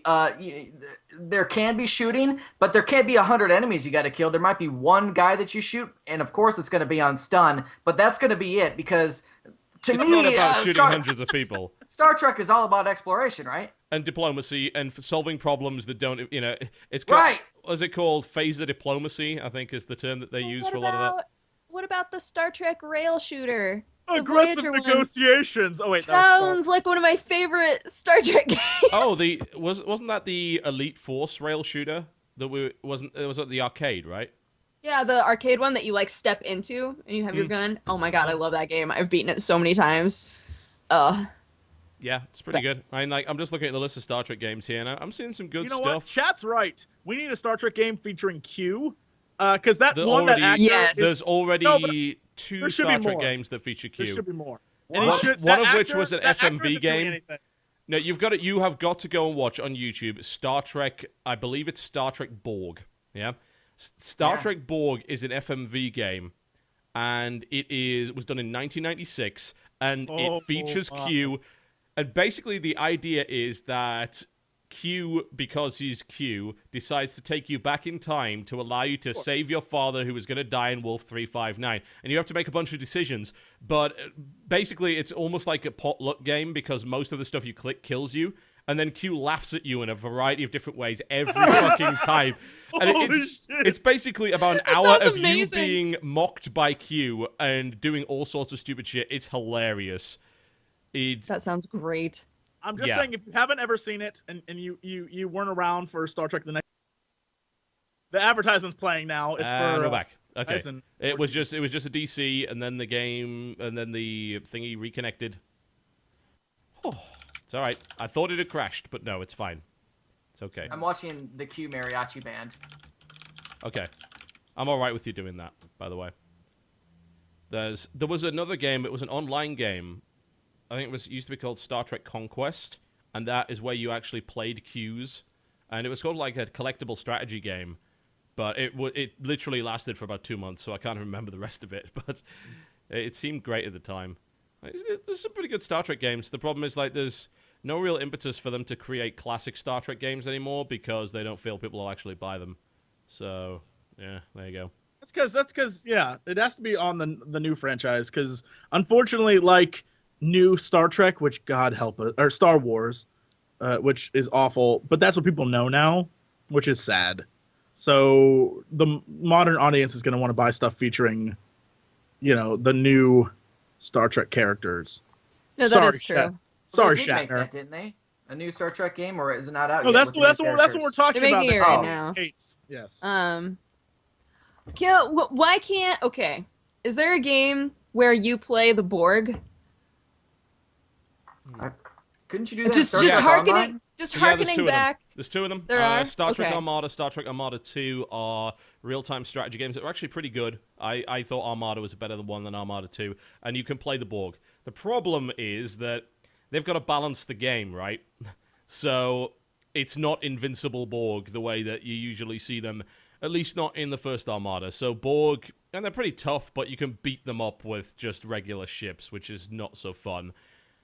And then, although you can, the cool thing is you can assimilate other people's ships, and they get like little green shit all over them. Then you can fly around a little assimilated Enterprise. It's pretty cool. Well, like I'm thinking about the conversation we had earlier about making an alien game. Like if it was just one ship and you were like the Borg Queen, and everybody was trying to like get all up in your shit, and you were like, nah, and you like. You just It would really be like great. Star Trek First Contact, because by the way, I want a And First most of- Contact game. And most of Voyager, which had the Borg Queen in it in like season 7. Oh well, I all think. right. There's mostly season 7 there. They also had those really awful Data CGI questioning aliens, his which life. I want all of Species these. A472. Yeah. I Horrible. love the idea of Horrible. A472. Like the idea of them is great, but the way that they implemented them probably not so much. The whole notion is, holy shit, how scary is this thing? Because, like, you can't communicate with it, it can kill the Borg, and it just wants to fucking wreck everything. Like, oh god. But, yeah, they didn't really do that all that well. But, yeah, as I said, there have been good Star Trek games in the past. It's just, it doesn't seem to be any sign of there being another one anytime soon. The only current active one is called Star Trek Online, which is alright. I mean, it's not a bad game, but it's not the game a lot of people wanted. What do you think of the ship design in Star Trek Online? It's alright. I mean, some of it gets a little bit ridiculous. Like, some of it's like what I would have designed when I was about 9 years old if I had any 3D rendering talent. It's just like, we're just going to make it bigger, and it's going to have 6 nacelles, and it's going to have spikes here, and it's like, come on, guys. Hey. But But I mean, you have to have a little bit of that my for a brother was the ship customizer to designer feel of Star Trek Online. fun. well, he's silly in some cases. You a lot of it's bastard. good, though. I like the fact that they took a lot of the old classic ships and sort of refitted them because it kind of went with the lore. Like, oh, we're on a war footing, so we're just bringing everything out of mothballs and sticking new shit on it and seeing how it goes. Although some of the justifications for some of the stuff allowed in that game were ridiculous. It's like, why can everyone run around with different uniforms on? Oh, we felt that it enhanced tactical performance to allow people to wear personalized clothing. It's like, shut up. It's just don't even give excuses. It's an MMO. You wanted people to be able to get fucking clothes. I mean, it's not that hard. Yeah. yeah. My character in STO was wearing the Wrath of Khan uniforms. You know, the red ones with the white trim? It's like Yes. the most boss uniform. He's an 8-foot-tall blue alien wearing the Wrath of Khan uniform, and he's amazing. I want the dude who made QOP or the people who made Octodad, one of those, to make a Star Trek bad fighting simulator where it's just like you against big creatures, just like Yes. And they, trying and they only play desperately the to kill them. music. They play Oh, that God, the entire he's time. so Remember What that other music would it be? double-fisted overhand punch, right? That's the only punch you can do. Your hands are constantly bound like Star Trek double fisted punch battle. That would be. I would play the shit out of that game. That would be the best game. Worf as a main character. Have the Gorn from that original Star Trek episode. That's just 3 characters: Kirk, Worf, and the Gorn, and that's Make it with the mechanics of that QWER game. Exactly, co-op. Make it co-op like that is tactical genius. You can make it Connect. Make it a Connect game. What I'm imagining. Yeah, just like, come on, come on, and he's like, the guy's just like. Special unlockable moves include very slow neck chop as well as palm strike, which is like every Star Trek fist fight ever is like one of those 3 moves. Also, you have to have the over the shoulder throw. Yes. Oh, There's throw. always that like. Yes. and That might be most the of the first time you good just Connect game. collapse under It the would be the other first person, good and you Connect have game. to like, oh god, It's I wonderful. want this game. Perfect. Done. It's genius. Done. Yep. It's bloody Call genius. us. Yeah. Feel free to make that. I'll write the script to the game. Roar, and then 1 or 2 Kirk lines. And then the music I don't made wanna with fight your you. mouth. It's bullshit because someone's gonna make this to your specifications and make $1 million off of it.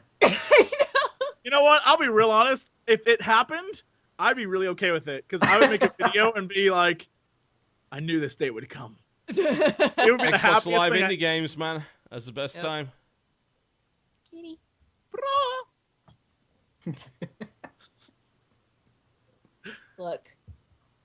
Look at all the people you're hurting, Kat. Look at all of them. Cat cares not. What the fuck? I told you.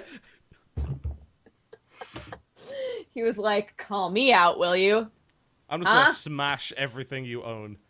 I'm gonna start with whatever that was. Oh, that was good. Yeah.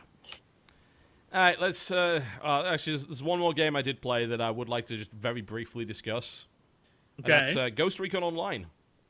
So I decided to play Ghost Recon Online because people had reminded me that it existed. That happens every now and again. I forget that a game is out. I'm like, oh yeah, that thing. And then I decided to play it, and it turns out it's actually really, really good, which surprised me. It's third person cover-based shooter. Pretty tactical. It's very reliant on teamwork. You've got some nice teamwork features. Like, everyone has a gadget that they can kind of charge up and use. I picked an Aegis shield. So what I can do is I can charge it up, and then it projects this bubble around me, and then people kind of advance under the bubble, and it deflects bullets and things like that. Although you could run inside the shield and just kill people that way, but it allows you to kind of move as a team. There's some other neat features, like if you're near another player, it will sort of draw a blue line to where your allies are on the screen. So it kind of gives you know what the position of your allies are without looking, which is really cool. And it's got really nice gunplay, and it seems like a fairly balanced game. So I'm having quite a lot of fun with Ghost Recon Online. I was pretty surprised by that because I expected it to suck, honestly. And apparently in beta it really did, but it looks like they've improved it a lot. So What's the premise? Is it like 4v4 or something? 8 on 8 for the most part. Is it free to play or Yeah, do you have to totally free purchase to it? play.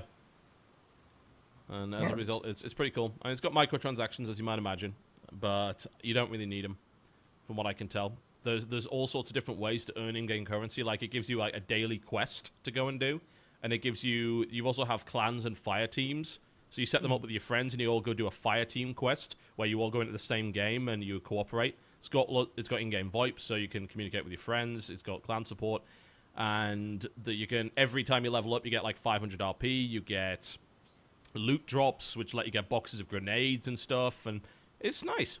That's not bad. Yeah. It's pretty good. It feels really good as well. I love the way the cover works. The animations are really, really good. You can even go into cover sort of standing up, crouching, or literally sitting down. Like, if you're going prone, you can sort of just sit with your back to the cover and fire that way. And it's like, I've never really seen a game do cover that well. I mean, I suppose the Ghost Recon games are pretty good at that, but even then, I was happy with it. Podcasting. Keep going. Were you shouting at the cat again? Because I don't think she's going to listen. No, somebody knocked on my door. Uh-huh. Stop it, cat! I'm on the fucking stream. The cat's in the other room like, hey! I gotta take a shit! Let me in there! Hey.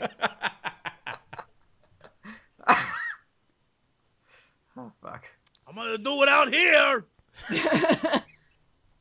Let's get a news. Let's do news. That's my cat's voice. We're going to do Makes sense. news. All right. So what do we got in news? We have a few things. Not the Gaming Paradise Gaming Desk. That is not news. What? What? Hey, keep promoting that. I want that to be a thing. Kickstarter, get on it so I can get one. I'm gonna get immediately after here. I'm putting money down. All right. I like this article. Let's talk this because this gets into a nice little topic. So, okay. this guy by the name of, I believe it's Rob Lloyd, because I discussed this on the show yesterday. I think it's Rob Lloyd. He's the CFO of GameStop, Chief Financial Officer. He was speaking at the... So the name of this conference sounds like the worst conference anyone could ever visit. It's the Goldman Sachs Technology and Internet Conference. Jesus Christ. Oh, goodness. It's like, you will never find a more wretched hive of scum and villainy. It's... Jesus. So... He made a statement on the subject of the rumors that next-gen consoles may not allow used games, right? And obviously, because GameStop pretty much runs on this, America runs on Duncan, GameStop runs on ripping you off with trade-ins, and you've got a situation where they really, really don't want the next-gen consoles to stop you playing used games. So, came up with a couple of stats, like he claimed that only 4% of their used game sales are games that were released in the past 60 days, which is really surprising.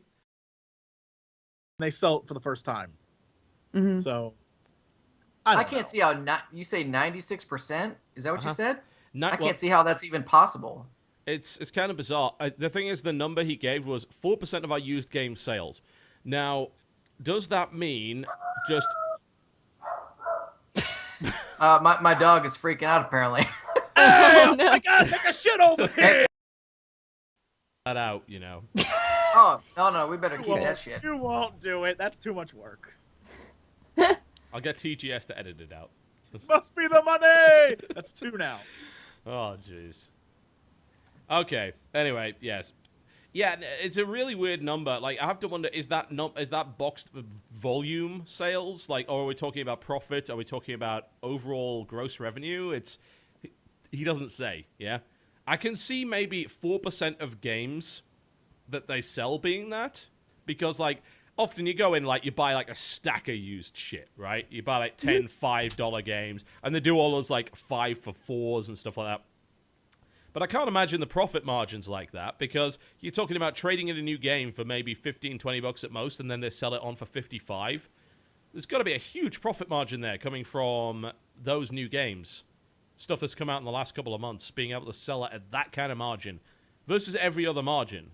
And think about it. It's hard to say, but it also gets into the subject of the fact that apparently consumers do not want consoles that don't allow you to play used games, claiming that their research indicates 60% of consumers would not buy a console that did not allow you to play used games. Wasn't that the big hubbub this week when people thought that the next Xbox would not allow you to do that? They still do. Like, there are still rumors that this might happen. According to his statement, the PS4... Sony's basically publicly said that they don't intend to block used games, although apparently I looked all over the internet for a source and I could only find one source, which wasn't really, like, unless I can find 2 sources for it, I don't believe it. So who knows? We're not going to know we're not going to know anything till E3, Exactly, but that should be when we'll know. Yeah. Mm-hmm. But it is very possible. There's been a lot of rumors coming out. Dan just can't be fucked with it anymore. I don't blame him. There's a lot of rumors coming out that the new Microsoft console may restrict used games in some way. And the way they'd probably do that is with some kind of always-on system with code registration, I would think. I mean, that's Probably. So, and always on, you need to be connected to the internet always on, or always on? Yeah, I'd imagine so. Yeah. So is the discussion, do we have a problem with it, or do 60% of gamers have a problem with it? Well, I mean, we don't care about what 60% of gamers say, right? Because, I mean, these numbers could have been pulled from anywhere, but what do we think about it? What is the used game thing a real issue? And more to the point, if one console does come out with this kind of restriction, what kind of impact is it going to have on its sales? I don't think that they'll see a reflection on sales immediately. Because anytime a new console comes out, everybody's buying the new games, right? It would be later. Alpha software, man. How does it work? Apparently it doesn't, but yeah. Anyway, yes. Crash, sorry about that. Back into the discussion. So, Jesse, you were playing Devil's Advocate, so why don't you explain that? Okay, so I was saying that me personally, I remember having like sold all my old consoles because I didn't really play them anymore, but none of the games work with the new ones, and I regret that decision. Like, I functionally regret giving up games that I'm like, man, I wish I could play that again. But Devil's Advocate, on the side of the actual companies, I'm almost positive their thought process on this is, will the consumer be willing to give up new, better, greater games for not having the ability to play old games? And I bet they're willing to bet that the answer is they don't. Eventually, they'll come over, no matter what. Okay. They'll want to play new games. All right. And I think that's what they're going for. They're probably right. I mean, that is true. It could be. It's not like, I mean, PC's an example of that happening, right? Because we haven't been able to really play used games on a PC for a long time, yeah? Yeah. There are certain examples where you could actually pick up a used copy, but for the most part, you can't. But then you get into the situation where everyone's buying digitally, buying on Steam and things like that. They've got to buy new. But the reason I think the PC gamers are okay with it is because places like Steam and Gamersgate and Origin have these ridiculous frickin' sales whereby a game just gets knocked down to like... I mean, we're talking about games that get knocked down to 90 to 95% off what their original price was, right? I mean, that's an absurd amount. We were talking about being able to pick up... I think about Deus Ex was like, what, $50, $60 release, and you could pick it up for about $6 at one point. I mean, come on. It's insane. Yeah. I mean, that's a huge discount. Well, and you're going to make even more money with that because everyone that doesn't have it yet is going to pick it up for the $5 or $6, and they're going to make a ton of money. Yeah, the problem is, the reason we can do this on PC is because there's more than one store. Yeah, there's some competition going on. Like, Green Man Gaming has been kicking Steam's ass lately in terms of prices. GOG... on a lot of new indie games has been kicking Steam's ass. Gamersgate has had good sales when they've bothered to fulfill them. Even Origin's had some decent sales. So you've got a lot of competition especially recently. Yeah, you've got a lot of competition. Except you don't get that on a console, do you? Because the only way you can buy digitally on an Xbox or a PS3, and one assumes this isn't going to change anytime soon, is buy the store that they installed on the bloody thing. It'll never change. Why would it? Why would Microsoft put competition on their own system? They wouldn't. Well, I mean, they almost do in certain aspects, but not in games, right? The competition on, say, the PS3 exists on movies. Because the PlayStation... I watched Skyfall last night, which was fucking phenomenal, by the way. And I was really surprised that it actually got on rental so quickly. Apparently, they're accelerating that now. I saw it on the PlayStation Store. I'm like, holy shit, that's out right now? Maybe I should go check Amazon Instant Video and see if that's got it, because I much prefer Amazon because it's quicker and I've got all my shit set up on there. So I go to the Amazon Video app, which is on the PlayStation, and I find the same thing there that I found on the PS Store. So there is competition for movie rentals, but there's no competition for games. And they're probably not going to change that, are they? I mean, it seems very unlikely that they would. Yeah, I agree. I mean, that's their prime market is games. I mean, it's almost kind of odd that they even allow Amazon to do that, but I guess they figured the additional features, and, it's the same with having Netflix on your system, right? If you don't have Netflix, you're going to be the console that isn't in the front room. Exactly, yeah. But even then, I'm almost willing to say that the consumer in general is, we're slowly being conditioned, as you mentioned with PC stuff, but even with consoles, we're slowly being conditioned not to get used games. Because all the places that used to sell used games, I know there was Second Time Around, and there were all these places when I was growing up that would sell used games and used CDs and used movies and all these things. A lot of them don't exist anymore. When your choice is between GameStop or nothing, I guess eBay. Best Buy does used now. I know that. There's a couple of other places. In the UK as well, Asda started doing used. Asda's basically Walmart in the UK, so... you could even do used at supermarkets. The used market in the UK is booming, man. Maybe in the US it's not, but in the UK, there's so many stores that do it. There used to be a lot like mom and pop sort of stores, and I remember especially when it was, for music. Yeah. Yeah, I remember GameStop and EB Games were competing like hell. Like, give us your stuff. And EB and GameStop just merged when EB died, and now you got GameStop. That's it. I mean, there's a lot here that it used to be about used games, and that's where I got most of my games were used. And now I haven't bought a used game in forever. So I haven't either, but there's got to be a place for used games still, because so I'm going to take a weird example. So for the Xbox, there's Star Ocean: The Last Hope. I guess it's on the PlayStation 2, and I don't know if I could go to like Best Buy right now and find a new copy of that, but it's a really great RPG.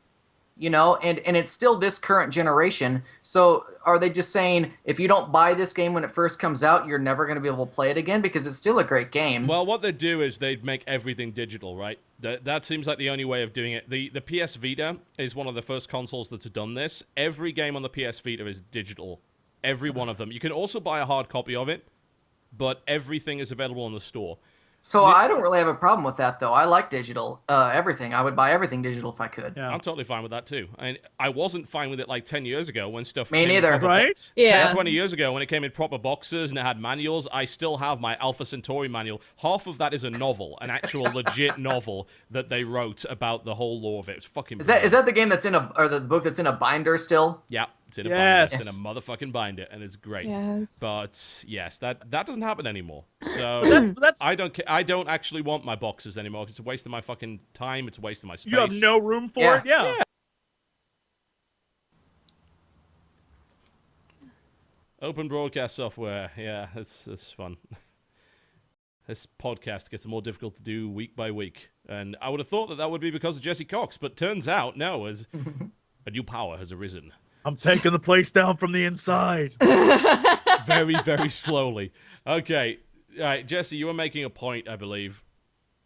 I think I was saying that gaming companies, I'm pretty sure, are counting on the fact that, like you guys had mentioned 10 years ago, no one was willing to just accept digital content, and they wanted to physically own it. And you know, I own this. And now, because of things like Steam and things like that, where just the ability to get it, in reality, you don't own jack. But you know what? A lot of people are like, I played it, I had fun with the game, and if I want to play it again, I can download it later. Just like Blizzard has their whole online thing, where you can just enter your code, and you can re-download it. I think they're willing to consider or hedge their bets that, you know what, in 10 years from now, having used copies of games will be a non-existent thing. 10 years from now, I might agree with that, but right today, to completely neglect that. So we were talking earlier about having a constant internet connection. Is that right? Yep. So I moved into a new house about a year ago, and I was here for 3 months without an internet connection. And I think I bought Mass Effect 3, and I couldn't play it because it required an internet connection. And so what do you do in that situation? It's total bullshit. Well, plus, internet's unreliable, as we have discovered through many Game Station podcasts, right? You know. Again, I think today you have to have a hybrid solution. I don't think that we can go full. You have to have internet connection yet, because we don't have internet everywhere. 100% reliability. Just freaking discourage used game sales by pushing the digital angle. I mean, I agree with that. Yep. You don't need to block used game sales. Make a decent transition. And you might argue, oh, well, they're doing that already. They're really not. I mean, I think we need an entire before we even think about getting rid of used games entirely, we need an entire generation cycle whereby everything is available day one, or even, do it earlier. You want to discourage used games? Put it out 2 days fucking earlier on PSN and 360 Xbox Live. That's a great idea. Put it out. I imagine the reason they don't want to do that is because retailers would fucking throw a hissy fit. Of course Yeah, it would. totally. But it's the same as what's happening in the comic book industry right now.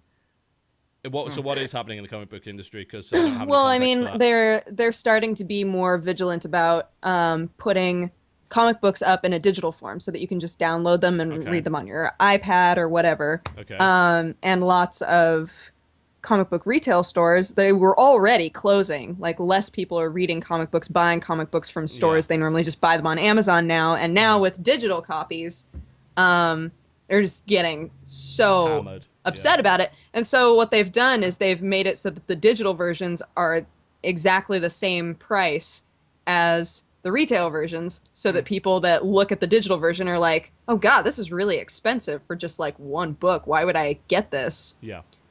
So, but But at the same time, with the closing of stores, like even the one with the crazy guy that's near us, that just closed as well. So, yeah, dude. Now it's a limo store.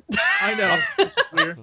Yeah, and so with them closing and the inability to find comic book shops, now your next option is, all right, well, I'm doing it online, even if it's full price. So they may be shooting themselves in the foot anyway. Mm-hmm. But I mean, even if you don't do like a sort of pre-release thing, because again, stores would throw a hissy fit. Although I feel that if every console provider suddenly did it, it's not like stores could do shit about it anyway. But even then, it comes down to just do a full generation of encouraging people to use digital services. As in, do a lot of sales, a lot of discounts, do way more stuff like PlayStation Plus, which is amazing. We're talking, the most likely candidate for someone that's going to block used game sales currently is Microsoft. Microsoft has, by far, the worst, most fucking horrible anti-consumer system for their digital sales, right? They make you pay for the privilege of buying games. Like, you need to go on Xbox Live and get a subscription to play your games and do all this other shit. And for what? You subscribe to Xbox Live, what do you get? I subscribe to PlayStation Plus, which is cheaper, and I get free fucking games every month. What do you do when you get Xbox Live? You get ads. You pay for the privilege of receiving ads from Microsoft. What a wonderful system that is.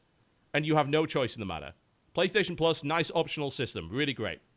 Xbox Live Arcade, required cancer of the console. It's just, that has got to change. And it's unlikely that we'll see Microsoft go down any kind of reasonable route, because they've already demonstrated over the past 7 or 8 years that they have no interest in reasonable routes. Why would they? Everyone's already paying, a hand and a foot to play, and they're still going to because they have to. Like, you have no way around this. None. Zero. You can't do it.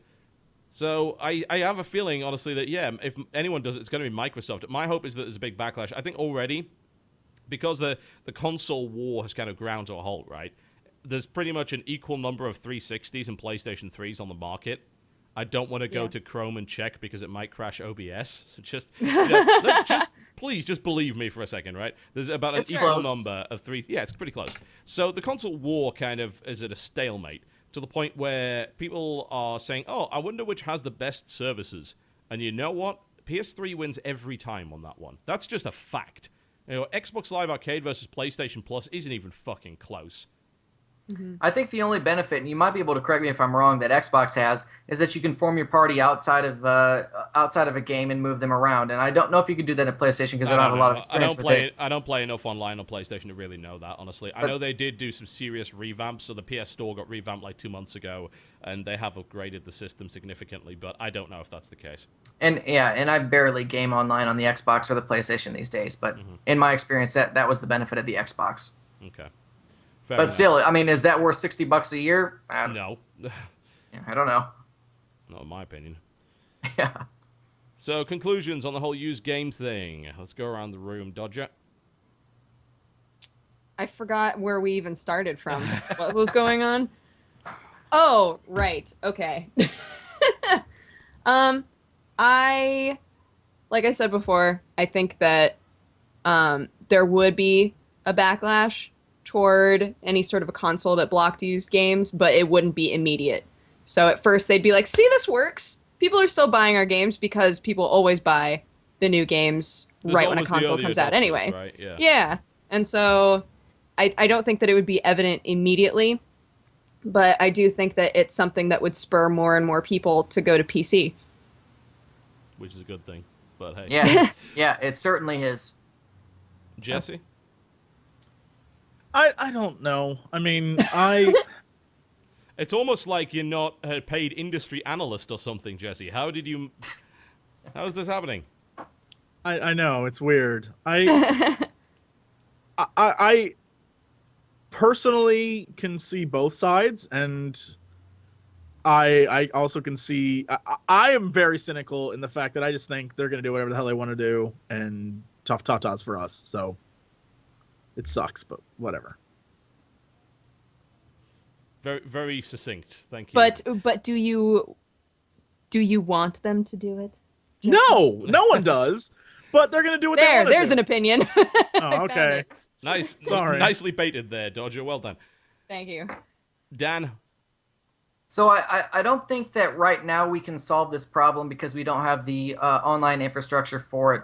I see the point of view from the companies in that they want to continue to support their profits, and they can absolutely do that through digital sales. I mean, Steam is an excellent example of people making tons and tons of money selling their games for super cheap because they're going to sell mass quantities of them as opposed to selling a used copy. The problem is, again, that we just don't have the online infrastructure for it. So, 10, 20 years from now, when everyone's potentially wired somehow, maybe that can happen, but I don't think it's today. Yeah, I think that they need to have a transitionary period. I'm not really necessarily against the idea of locking out used games as long as there is always a way to get those games. Yeah, the problem occurs is when you have to buy used, and in previous generations you've had to buy used because there's no other way of getting the game, right? Which was, I mean, that sucked, and it sucked for everybody. The problem that I've got is that even in this transitionary period, what you're essentially doing is you're moving towards phasing out retail stores entirely, which is good from certain perspectives, and it's terrible for other reasons, because unless console manufacturers open up their retail space on the console themselves, so allow competition in the digital space, then you're going to end up with a solid monopoly on all consoles, which is a terrible idea and will never work out well. There is a reason why Xbox and PlayStation don't have a huge amount of sales on their digital space, and none of them are anywhere near as good as something like Steam, right? Because there is active, healthy competition on PC. Even though Steam is a dominating force, they can still lose, yeah? And we saw in the recent sale was probably the worst one yet for Steam, and other guys came along and beat them frequently on a lot of different games. And that's good, that's really healthy for us. And you'll never get that in a console space unless they actively say, okay, fine, we're going to allow Amazon to sell digital copies. We're going to allow all of these other retailers to sell digital copies, which they're probably not going to do. So overall, it seems like this could lead into something really bad, potentially, even if I'm okay with sort of not having used game sales, I'm not okay with the potential consequences of what it could lead to. And that worries me a little bit. But it's okay, because I have a gaming PC, so why should I give a shit, right? That's how I feel. Pretty much. Alright, shall we take a look at some more news? Maybe we'll do one topic, then we'll wrap it up. It's probably going to be a short show today, because we've had so many crashes. It's obviously going to be really hard for the editors, and this is going to be a huge pain in the ass for everybody, so we may try and limit that. Let's have a look. What other great news stories do we have? There's not a huge amount, really. Not from the stuff that we listed. Is there anything that people have seen this week that they really want to talk about? Wow, great. No. Big week. It's not been an amazing week for news. News has been dominated by how shit Aliens is. Kotaku did report on a dick controller. I feel like that's something that should be recognized. Right. The Japanese have created a controller that you place on your penis. So, enjoy, internet. Well, let's be honest. I don't think people would really have to stretch all that far to the whole, Oculus Rift is coming out and VR is going to become a thing again. Well, the first thing that's going to happen is someone's going to make porn of it. And the second thing is... Yeah, that was... There's actually a company that is looking for people to help make their very first Oculus Rift porn game. So, it was only a matter of time. That will probably be I feel like that's why it was created. Can we combine this with Dodger, those new Japanese... Dodger, you're muted, I think. Sorry, my keyboard's so loud I've gotten used to muting myself if I'm typing something. Oh, okay. I was just saying that they started with like a boob simulator, right? That's like how they started their porno. And now they're moving up from boobs. I think that's how it went. Huh? I like where this is going. For the Oculus Rift thing. Oh, I don't know anything about. Well, all I know is that there was a Reddit post. Oculus Rift with a Kinect, which would probably work pretty well. And then the thing is, you've still got to have that tactile feel, right? So if you're going to do a boob that's simulator, why they have the dick controller. God bless you, Japanese. It's getting there, man. It's getting there.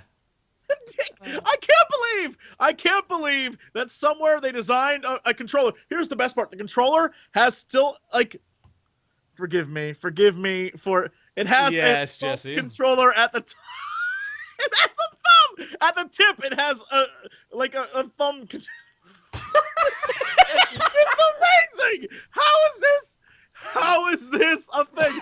So basically, your dick and playing a game. God bless. Oh, good. That is the best thing I've ever heard in my entire life. This is the dumbest thing I've ever heard in my entire life. Wasn't there...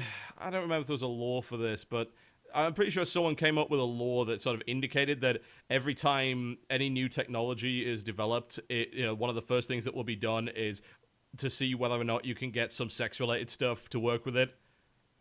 It must be something like that, but I mean, it's pretty true. It's like, oh, new technology? I wonder how we can do porn on that. Here's the link so you can see what the actual controller looks like. How about we don't show people that? That might. There's no porn or anything there. It's just, okay. I guess, yeah. Okay. It looks really. I like how the bottom at the bottom right? there are triggers. There are triggers on it. Golly, that is wonderful. What the fuck is this? Of course, it comes with a made game. Of course. Well, naturally. It's called Juicy Air. The Juicy Air Peripheral. I'm sorry, what? Yep. I can't. Oh my god, it is. I can't do this industry ananymore. I can't do it. I quit. I'm out. This is enough. I just pre-ordered it. Yeah.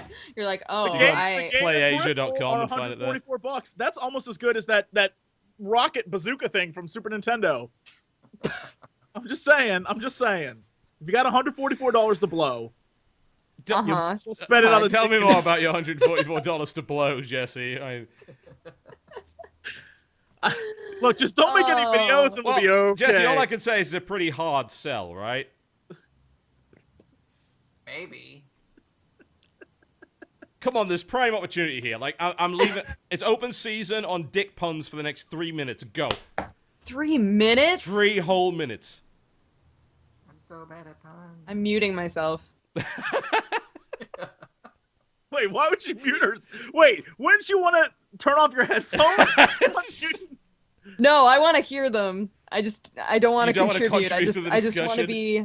I want to be Because involved. someone will make a but highlight not- reel and then loop it for 10 hours. Dick Is that jokes why? wash over you. Jokes. Oh my god, dick dick jokes.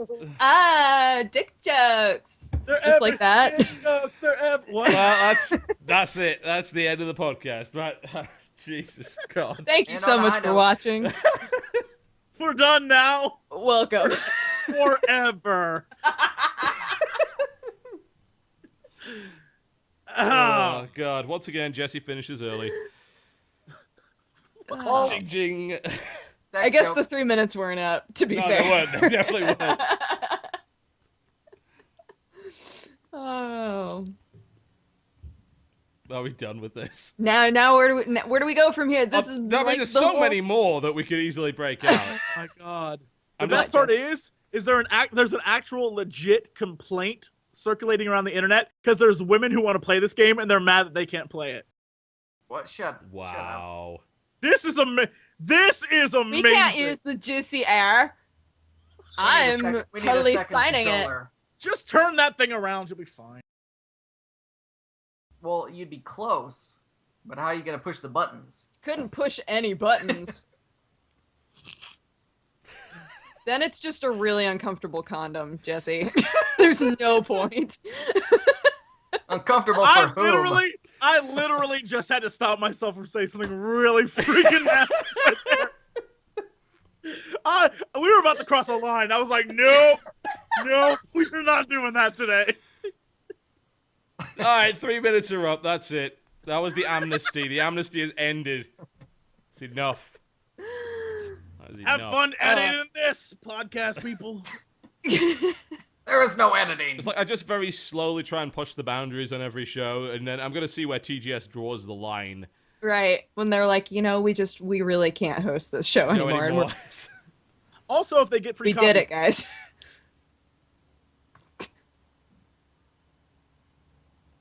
The first review of that game.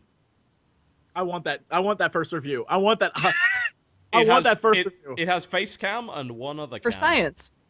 It has what? It has face cam science. and one other Look. kind of cam. Look, here's the problem. I can't imagine how you play a game. Like, I don't. I'm sorry. Clearly, you need to order one and let us know. For Yeah, science. For Jesse. For science. Come on. Yes, because that's what I love doing is inviting people and be like, yeah, that's my dick controller. I leave it on the couch. Seriously.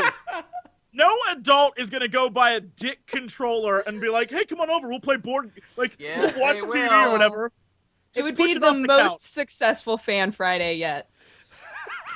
I'm just saying. I And would the lose my last YouTube Fan account Friday.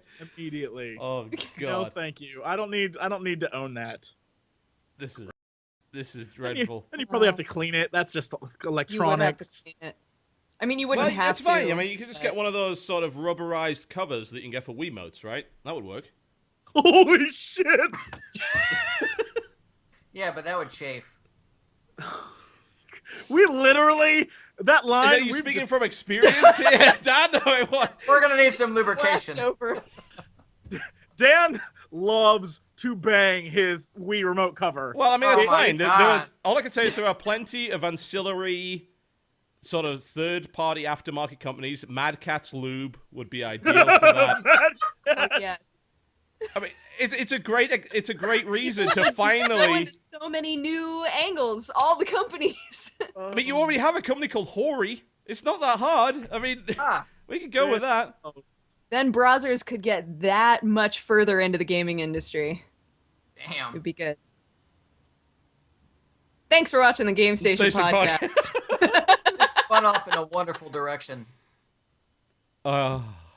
It was doomed from the first crash, and with every crash, it It just got worse. progressively worse. Mad Catz is never going to sponsor my esports team now. You know that, man. Oh, Aw. geez. Mad Cats, Bullshit. you can sponsor my e-penis team. You're the best. Oh, Jesus, why? Got in one last one. Yeah, boy. It's the worst show we've ever done. Uh, I don't know And about that takes a lot of effort. We have to delve pretty fucking deeply and greedily to get to that point. I'm very chat, I honored. will be checking Tumblr later. We have essentially Not unleashed disappoint the me. Balrog of lack of taste. It's a demon of shadow and dick jokes. Get to be Legolas. I think that's fun. It'll be Dan. Yeah. It would be. Jesse's Gimli. It's cool, guys. I'll be Aragorn. I get it. Oh, God damn it. My mind has gone to weird places. It's I don't just, get it. you know what? It's just the phrase "nobody tosses a dwarf" just came into my head, and I'm like, I'm fucking done. Maybe that's the sign, TV. Sign that we need to. You want to wrap this up because we've TV, what are you doing this week had... Thank you, on your channel? Dodger. That's very much appreciated. Oh God. Blood Bowl mostly. I think the Blood Bowl roundup show should hopefully be out by the time this VOD actually gets there. It's I've spent a lot of time on it so far. It's taking fucking forever. So I'll also be playing my game. I think I'm playing on Saturday against Completionist. So I'll be Chaos Dwarves versus Norse. That's going to be one of the bashiest games you've ever fucking seen. There's going to be a lot of punching going on. There's going to be a lot of casualties. It's exactly what you headbutts. want. Yeah. It's gonna be good. A little bit of the old ultra violence. And I mean, there's not actually that many games out right now to do videos on. I still kind of have to play with my backlog of stuff. The Emerta City of Gangsters I still haven't done yet. Strike Suit Zero I still haven't done yet. And Assault Horizon. I'm pretty sure I said I'd do all of these videos last week, and I never got around to it. So I'm working on that. You'll probably get at least one of those this week. And content patch, as usual, a little bit more Dota here and there. That's about it, I think. It's just my regular stuff. Jesse, what are you up to? What's going on? Just doing the usual, trying to complete Dead Space 2 so we can do Dead Space 3. Trying to get that done quickly. That game is still amazing and wonderful. And just a lot of projects that I'm working on trying to get done so I can actually start announcing them. I mean, it's stuff's in the works. Also, yesterday they released a super secret image on Awesome Knots of some character. I don't know what Oh character it could my. be. Yeah. But I would say you should go check that out because that would be kind of nice. Not releasing or revealing anything or anything, but there might be something else in Awesome Notes that may or may not be associated with me at some point in the not distant future. But there you go. Ooh. And also one other game, but I don't want to spoil that. So Dodger, what are you doing this week? Me? All right, we got news Monday, Wednesday, Friday. Although this Monday I put up our Blood Bowl match because it took forever to render. And everybody's requested that I make a short video saying what I did with my winnings and talk about what my strategy is against Jesse this week. So I'm going to make that and put that up on Thursday. I think Jesse and I are playing on Friday. So that'll be a thing. Yeah. And on Dexterity Bonus, I do the daily vlogs. And last Sunday put up a Portal DIY. And this week we'll be putting up a Minecraft DIY on Sunday. So watch those. I have a lot of fun making those. So I appreciate all the support. Okay. And I think that's about it. Just lots of Blood Bowl happening right now. much blood bowl. That's how it should be. Dan, what are you up to on Zeitgeist Review and your other channel, whose name escapes me? ZGR, you dead. That's it. So it seems like you guys are all doing hundreds of videos, and I'm doing a whole lot of not much. I was going to put out some aliens, and maybe I won't, because now this Blood Bowl talk kind of makes me want to play that. There will be League of Legends. Welcome to there will losing be... your life. I mean, those games take an hour each. I mean, I'm fine with that. There'll be Blood some Bowl's LoL. good. There'll be some StarCraft.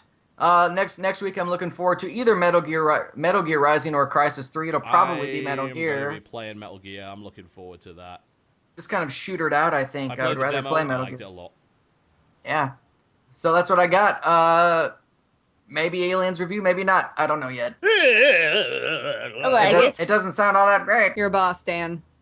I like it. I think you're doing great. Thank Great you. work. Thank you.